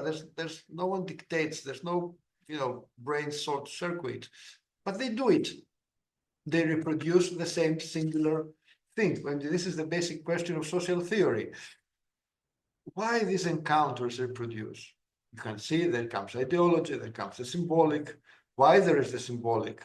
Because there are apparatuses that reproduce it, etc., etc. You can find relations of power. So I think this is the road that Althusser tried to rethink structures. He never abandons the notion of structure. The notion of structure as social form is a very useful knowledge. I think he abandons a certain kind of structuralism or of structuralist ideology, a caricature of Lévi-Strauss. I'm not saying that Lévi-Strauss is this caricature, but I'm saying a caricature of Lévi-Strauss or a way to read Lévi-Strauss. I think he abandons that. So this is Obviously, if you have that, you have the possibility of rupture. You have the possibility of radical breaks, discontinuities. And by the way, this is something I forgot to respond to Conrad, I think. Althusser does not have a theory of a kind of a teleological theory of history, but he does try to have a theory of historicities in the plural, especially the passages in Reading Capital and Plural Historical Times. This is very interesting. He doesn't elaborate much on that. And sometimes Althusser's texts are always polemical. So sometimes he avoids even words. So historicity, bad word. But I'm not saying that, you can't find this element. But the crucial question, okay, Frederick Jameson, always historicize. What it means to historicize. What it means that, for example, in a certain social formation, you can find different elements, different rhythms, different levels of, let's say, progress to one or the other direction. This is not necessary. This has nothing to do with teleology. This is exactly a complex and overdetermined, determined, social structural, social whole, how different encounters last or have lasted in different manners, to play with that metaphor. Thank you very much. And I'm always reminded of Badiou in this question of historicism, given that I feel that his periodization of I don't know of history finishes something that Althusser opened. That's my own opinion. A quick thing before we go to Aliyah. In your book, you have a wonderful conversation on an unpublished text called Notes on Philosophy from 66-7, I think. Is that going to be translated to your knowledge, or is it only in the original French? Well, this is something that this has to do with the fate of publishing of Althusser in English, because obviously this is a text that has been published in French. It was in one of the two volumes, Le Crypte Philosophie Politique. Somehow this was because the way these editions appeared this was not included. For me, it was wrong. It's unimportant. It's a very important, because it's where you find the laboratory of Althusser thinking, let's say, between theory and theoretical practice, the three notes on discourse, which is also an explosively contradictory text, where in the one hand Althusser says, oh, we do not need the general theory of practice, we need a general theory of discourse. Obviously, he understands that this is basically the same. This is rationalism. It can turn into rationalism on steroids. So he even in the third note, he moves away from it. So it's not discourse. So there's not terrain as disciplinary terrain for philosophy. So notes on philosophy explain that, how he moves into that direction, which emerges fully in this beautiful dialogical form in Lenin and philosophy, which I still think it's, apart from anything, it's a beautiful defense of Lenin, after all, and as a philosophical practice. Fabulous. Aliyah, please. Yeah. Can you guys hear me? Yep. First off, I just want to say thank you so much for your time. This has been, just incredibly enlightening to me. Taking the time to go through the context of some of the historical context of the party that Althusser was involved in was really helpful to me, and does kind of lead into kind of a big broad question that I'm gonna basically present to you, and I hope that everyone here who has heard me yap before won't roll their eyes too much, because you might know where I'm going, but Althusser is really concerned with this question of the structure and character of party work itself, as a whole, the whole party, how it works, but then also, how we as communists should engage the party as well, the character of our individual work. And that's something I'm really concerned with too, today, as, Marxists or communists or, however we identify, we're faced with this the situation where we don't have a party really. There's energy for a party movement, but we don't actually have one that works and that we can use yet.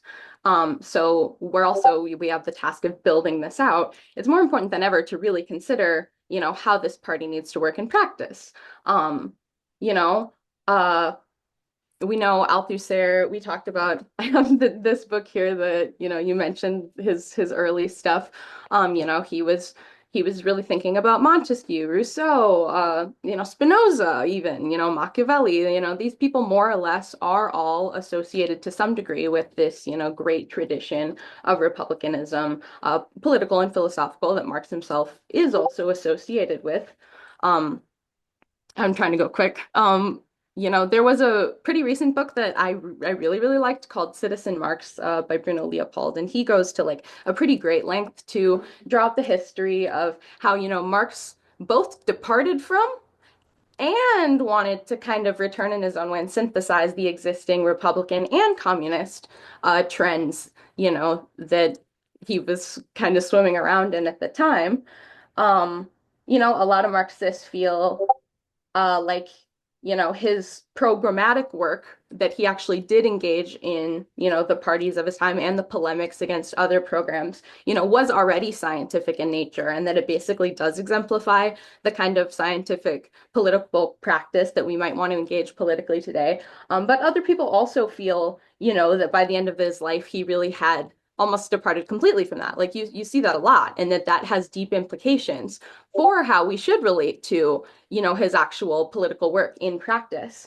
And without going, I guess, too much into kind of my own opinion, like I do wonder, like, how much of Althusser's aim to, kind of return the party to Marx was connected to this, democratic republicanism, that Marx had his kind of very own idiosyncratic version of, that he developed as kind of like proletarian parliamentarism or whatever. And then also, how much of, Althusser's vision of like a scientific political practice actually does break from that, and would, you know, maybe want to go beyond, or beyond that, or transcend that somehow. And then is that related to, like, how is that related to the epistemological break, if at all? I know that's kind of big, but that's my question. Yeah. And thank you so much. Okay, these are big questions. I mean, okay, first of all, okay, Althusser was a member of, Western Europe's second biggest communist party. And the communist parties of that period, as the French, the Italian, in a certain way, the Greek Communist Party, although at that period it was in a clandestine party, but it had a mass organization. So that idea, belonging to these parties, meant that you belonged to very mass organizations that could claim that they represented the working class, or a significant part of the people and the working class. So it's kind of, so you can understand that these people in the 50s or 60s thought, okay, we are here. This is the terrain. It might have problems, but it is the historical agent in principle of social change. So this is something, obviously, in existential terms, that is very different from us, where we might be members of organizations or currency, but we cannot claim to be the same thing. And so this is where Althusser starts, within this very big party, this party that is the party. So if the party goes to the right direction, this means a revolution is possible. It does not go to the right direction, then revolution is not possible. But things must happen inside the party. Why inside the party? Because it's so big. It's got the intellectuals, it's got the working class, it's got 500,000-600,000 members. I don't remember the exact number, etc., etc. So this. And how can you leave the party morally? Can you leave the party? I mean, it's a moral imperative. So, of course, he realizes after May 1968, in the 70s, and this is part of his personal, let's say, trajectory, that the party might not be the historical agent, and we might need something new. What it means to build something new. This was beyond his thinking. So this is Althusser's particular, this is the limit, and also the way he poses the question.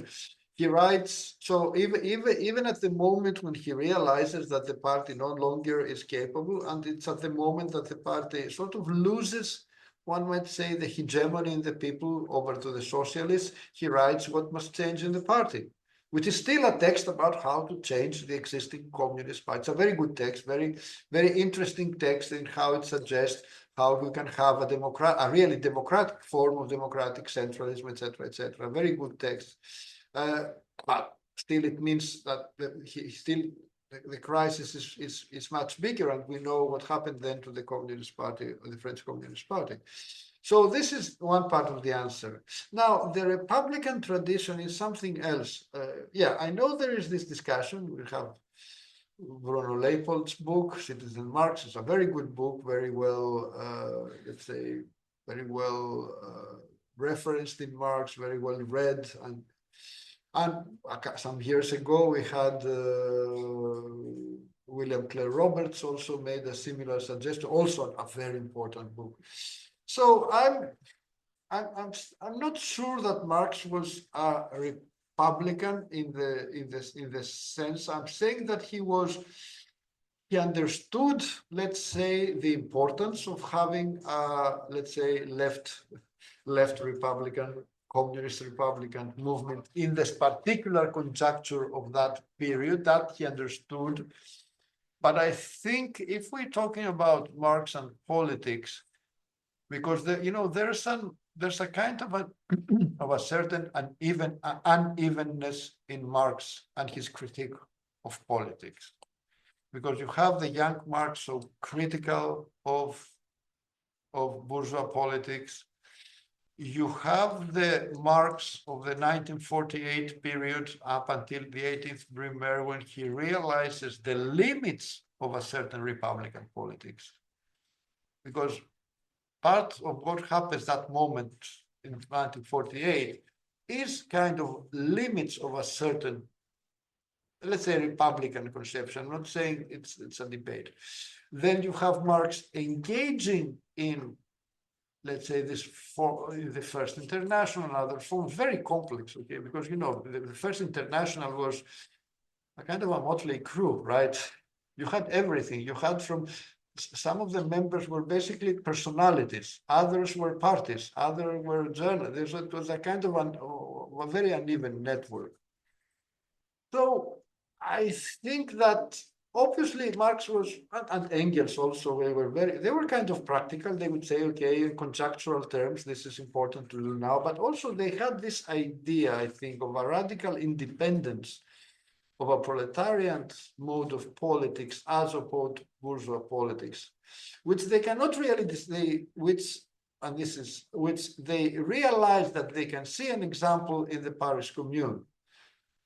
Because I think the test of Marx's republicanism is the Paris Commune. And I'm not sure if we can fit the Paris Commune into a Republican model, even if some of the actual members of the Commune, the communards themselves, might define themselves as, radical Republicans or red Republic or whatever.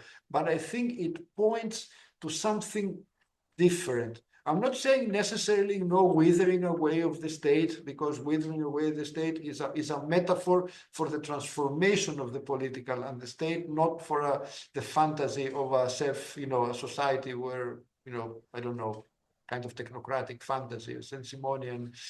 But politics will always be there as long as there's human, sociality, there's going to be politics. But I think it's a politics, let's say, beyond the Republican model, a kind of a democracy, a kind of this, what Gramsci says, the self-governance of self-government of the subaltern, which is a little bit beyond the Republican moment. Obviously, but this is a debate beyond Althusser. If we over-enlarge the notion of the Republic and make it synonymous to any, let's say, political form, obviously, Marx would say, yeah, there's always going to be a political form. It has to be a democratic form. It has to It has to be a participatory form. But I mean, Republican is something very specific. It's about having a state, having rule of law, having democracy, some sort of representative institutions. I'm not saying that Marx was indifferent to that, but he was also beyond that. I don't know if This this is covered. Yeah, this is such an important point, right? Because it really seems to me, and sometimes people miss this, but some people have pointed out, it seems to me that the Paris Commune, in which we know that Proudhon, right, was a bigger figure than Marx at that time. It was probably through the Commune that Marx became famous, right? Because you had this sort of conspiracy circulating that he was somehow also responsible. But you really see this big shift, right? Where you have, I mean, obviously the Civil War in France, where he kind of appropriates the Commune for his own project.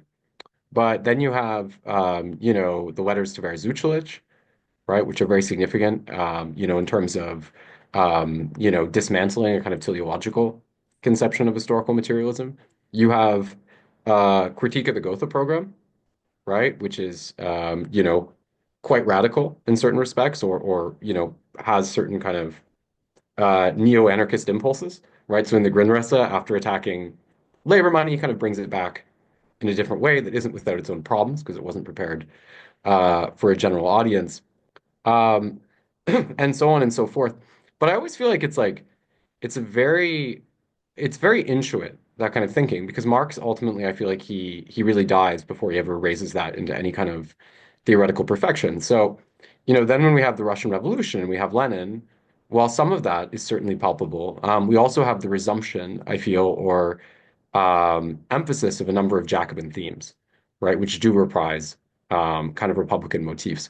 So I feel like it's interesting because we have this kind of jump off point with Marx, but I think in terms of what's substantially developed, you really have that period, kind of between, 1845 and the Paris Commune that is the most substantially kind of elaborated his ideas, right?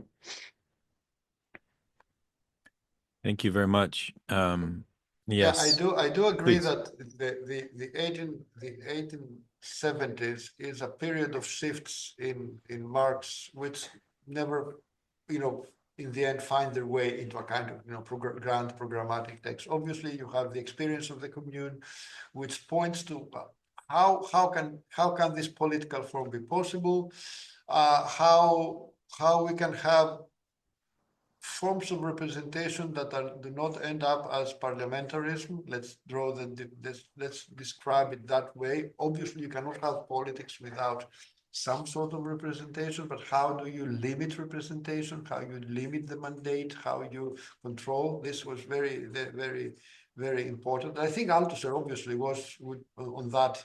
I see the question in the chat. Obviously, Althusser would go beyond that. This definitely is important. Yes, there is the dialogue with Zasulits, the interest in the Russian community. But yeah, I agree.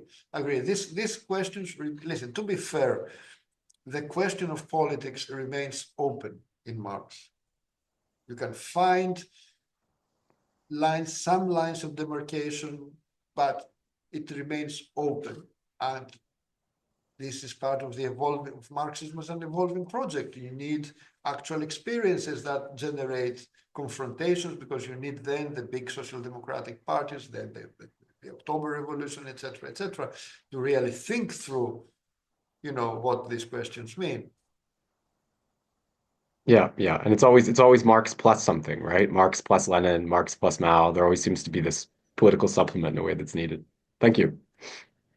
Yeah, I know that was like a huge question. There's like so much that can be said. I appreciate where you really dove in. I appreciate, that there was a lot of restraint there too, I'm sure. But just thank you so much for your time. Like this has been absolutely brilliant and yeah, I really appreciate you going so far into that with us. Wonderful. So I think we'll have our final question. I mean, just as a side point on this Republican debate, we've done a lot of work, Panagiotis, on Bolivar's very important intervention on the dictatorship of proletariat, which to me stands as the singular concept of Marx's relationship to the Republican tradition.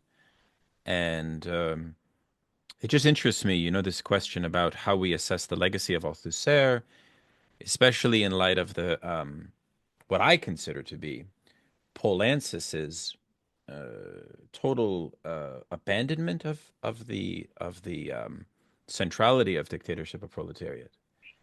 If we want to call Polanskis some kind of Althusserian, that's a debate. But that's something for us to chew on. But let us turn to Dhruv for final Hey, thoughts. Panagiotis, how are you? Panagiotis and I have been arguing about Althusser for what, 20 years now? We're getting close. We're both getting old. Uh, so I've got a question, and this is, in 77, 78, Althusser, I always like to emphasize that Althusser was largely a lecturer. He was never a research professor like his students who got fancy titles and did fancy things.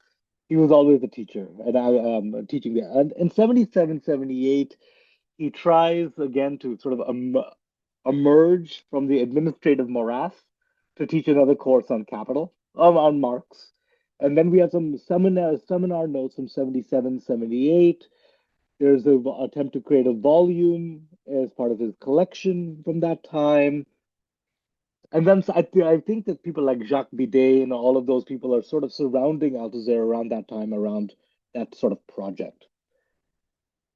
And then you have the what happened in 80, and then you have this sort of interview with Navarro in 82, 83, where he says, do you know this guy, Jacques Bidet, wrote this book, Café Capital. He proves everything I said in the early 60s it was okay. But he says, we have to project the epistemological break back to the notes on Wagner. That's the only real place. And I was kind of wondering what you I don't know, first of all, I don't remember from your book whether you looked at the 77, 78 seminar notes, and if you saw anything there that does anything to the 62, 63 sort of considerations of Marx. And what does this configuration around Bidet and regulation school start doing for Althusser and his own sort of reformulations of Marx into the 80s? And so, and then what is the implications of that for Marx for the late Althusser?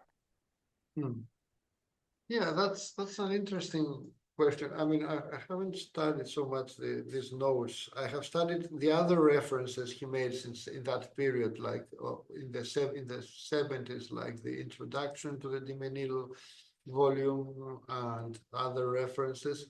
Yeah, I mean, Althusser realizes in regards to capital, he realizes that there are Hegelian elements that persist. Hence these references that the only non-Hegelian text. This is the notes on Wagner. On the other hand, sometimes he seems to be bending the stick to the other side, like saying, well, maybe Sraffa is right, get rid of basically the value form and things like that.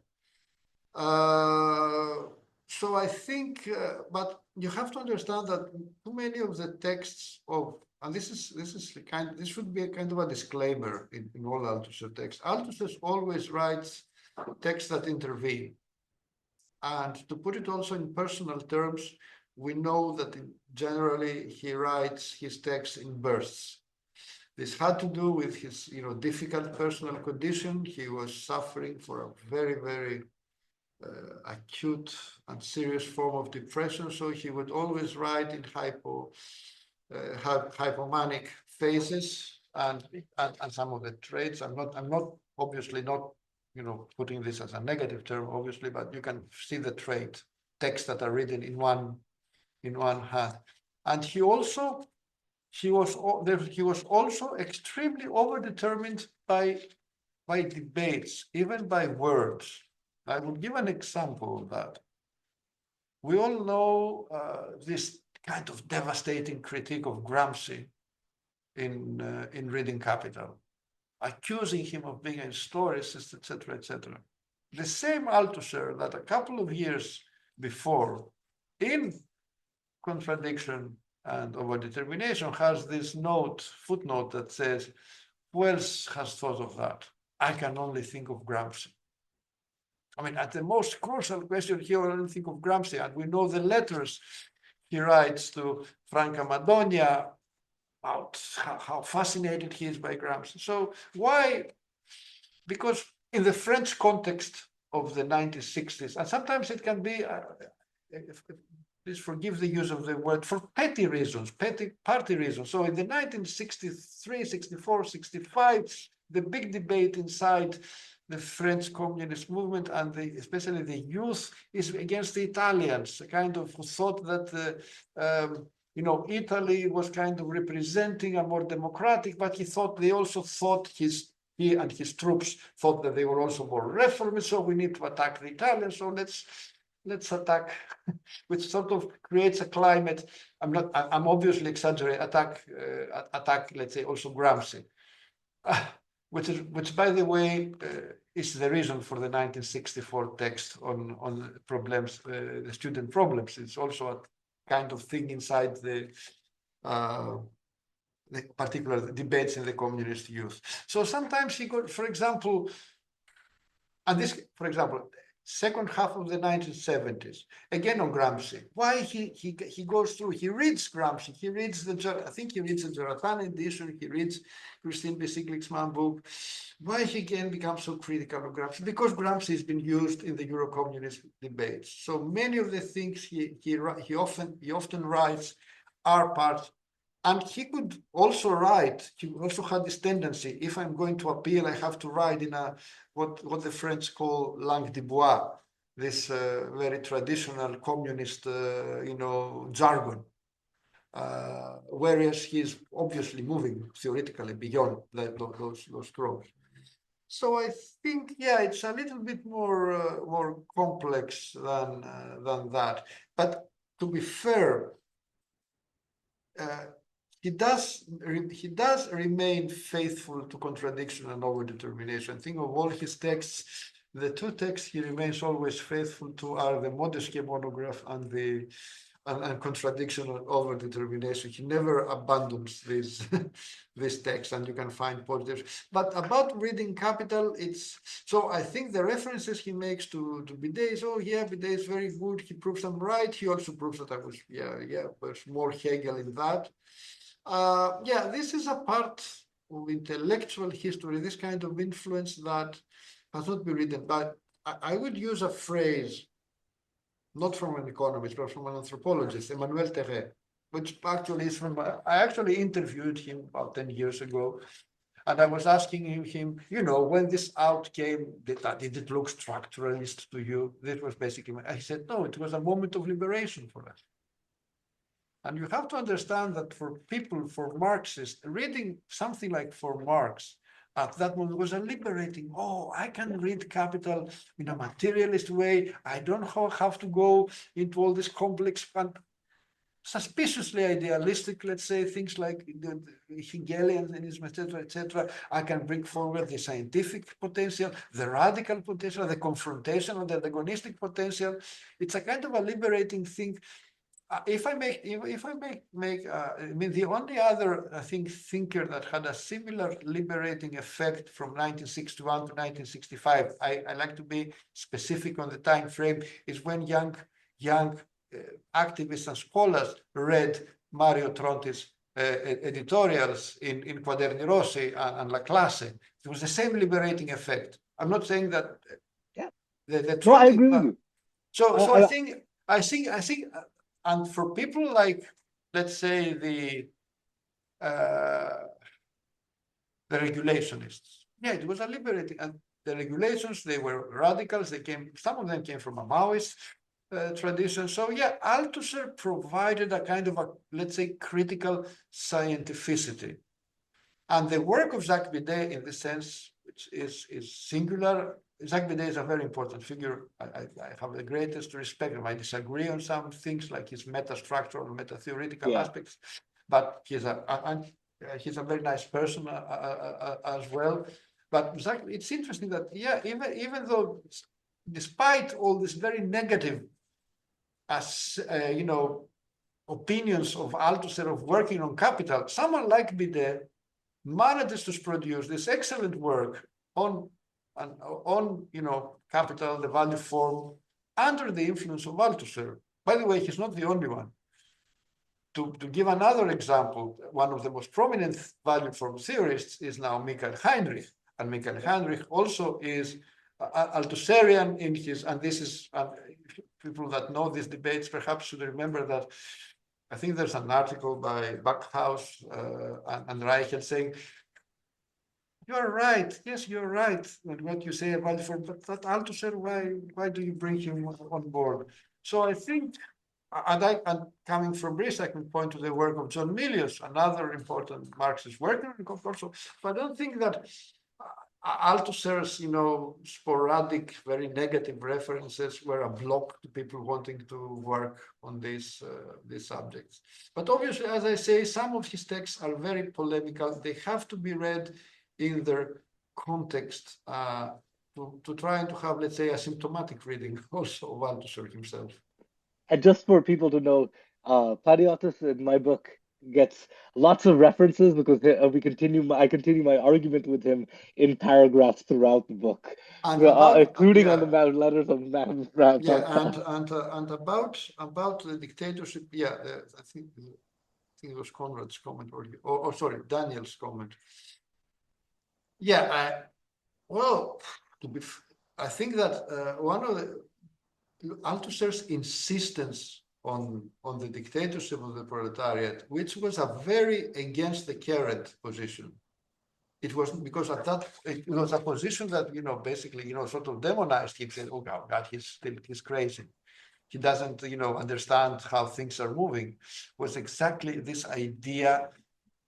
Let me use this word: a communist polity is something radically antagonistic, and you cannot arrive to it but only through a large process of class struggle. Because what's the importance of the dictatorship of the proletariat? It points to struggle, it points to transformation, it points to revolutionary change and conflict. And obviously, this is the dividing line with Poulanjas. But this is also, which is also. They both feel this is a dividing line. I'm not saying, and they also, but they at the same time, to be fair to both of them, we need to see the limits of both of them. So Althusser draws the lines of demarcation, raises the red flags in both meanings of the term, like, okay, be careful, parliamentary cretinism is in the order of the day if you go too much in that direction, etc., etc., etc. We need something more radical, and at the same time, he cannot also articulate a project. Okay, we have big communist parties. They might do good in elections, they might not do. So how do you articulate that? And on the other hand, you have Poulanjas. Poulanjas grasps the moment. Okay, we have this, let's say, window of opportunity, but he doesn't, he doesn't pay enough attention. What are the limitations? What might go wrong, etc., etc. Yeah, I know. I think Balibar said. Balibar was very big. Well, he said. I think he said something recently, which is Poulanjas convinced me. He concluded the argument that I laid down, which I think his text on dictatorship quoted is very important.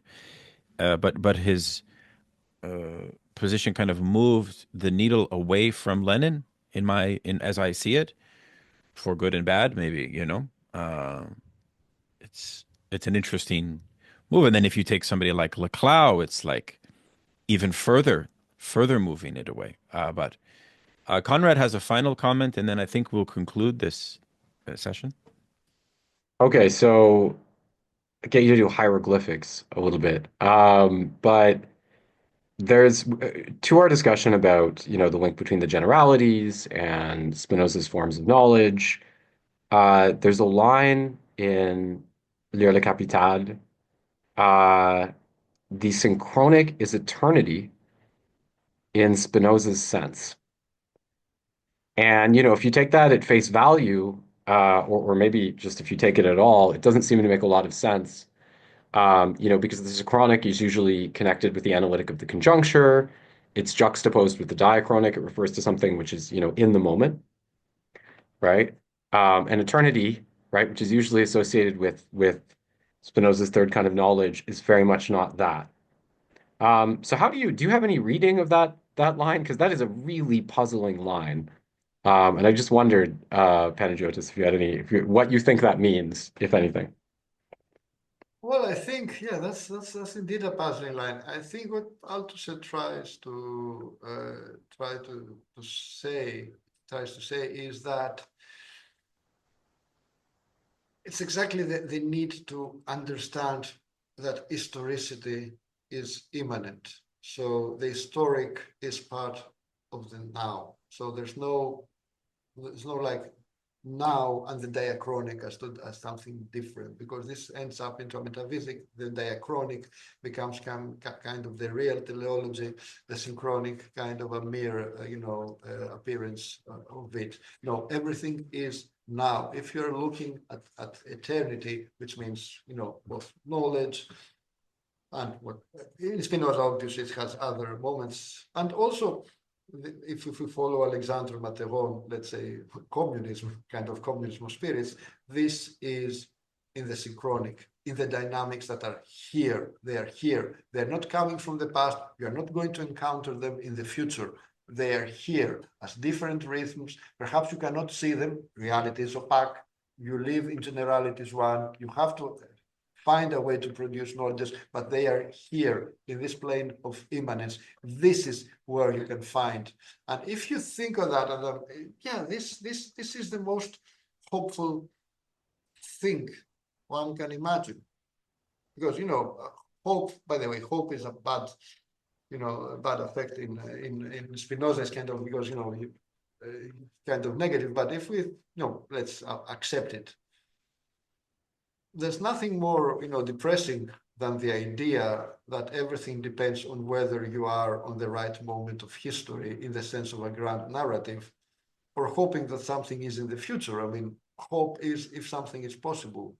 And I think this emphasis on the synchronic as eternity points that radical possibility is already always there. Obviously, along with the possibility that things can go in the wrong way, but it's here. And this is why you should try and act. You should try and act without guarantees. You don't have any guarantees. You don't start with knowledge. You produce knowledge as you struggle. You don't struggle alone. You struggle along with other people. To use another metaphor, you sort of start building the ship while you are already out in the sea, which is kind of difficult, but you can find those points of rupture, you can find those potentials, you can find, and I'm not saying aspect, you can find people, you can find colleagues, you can find comrades, you can find movements, and you can be ready to be surprised from, from the singular, the conjectural, and the unexpected. Because why? Because you try to engage with it. And this kind of preparing for the unexpected can only be achieved if you accept that everything is here. It's not somewhere else. Well, I just want to thank you, Panagiotis, for this marathon session with us. We really are thankful that you took the time to share the wealth of insight that you have into Althusser's thought. And want to thank everyone for staying along. The diehards have stuck with us for over 2 hours, almost 2.5 hours. Very happy that this is going to live on YouTube so that other comrades can benefit from all of this material. So again, join us on Patreon for our next study session. We put it to a Republican Democratic vote. Just kidding, Aaliyah, that was for you. About what we study. So, but we do want to continue this work. We actually have, with Conrad, thinking about maybe a future Althusser text, so that could be possible. There's conversations about Gramsci as a study point as well. So stay tuned for that. And pick up Panagiotis' book. It's an extremely rich material. And Drew's book on Machiavelli at the Barricades will hopefully be something we can do a podcast discussion on in the future as well. So thank you all again, and until next time. Thank you, everybody. Bye, guys. Thanks. All the best. Thanks a lot. Thank you so much. Thank you. It's amazing.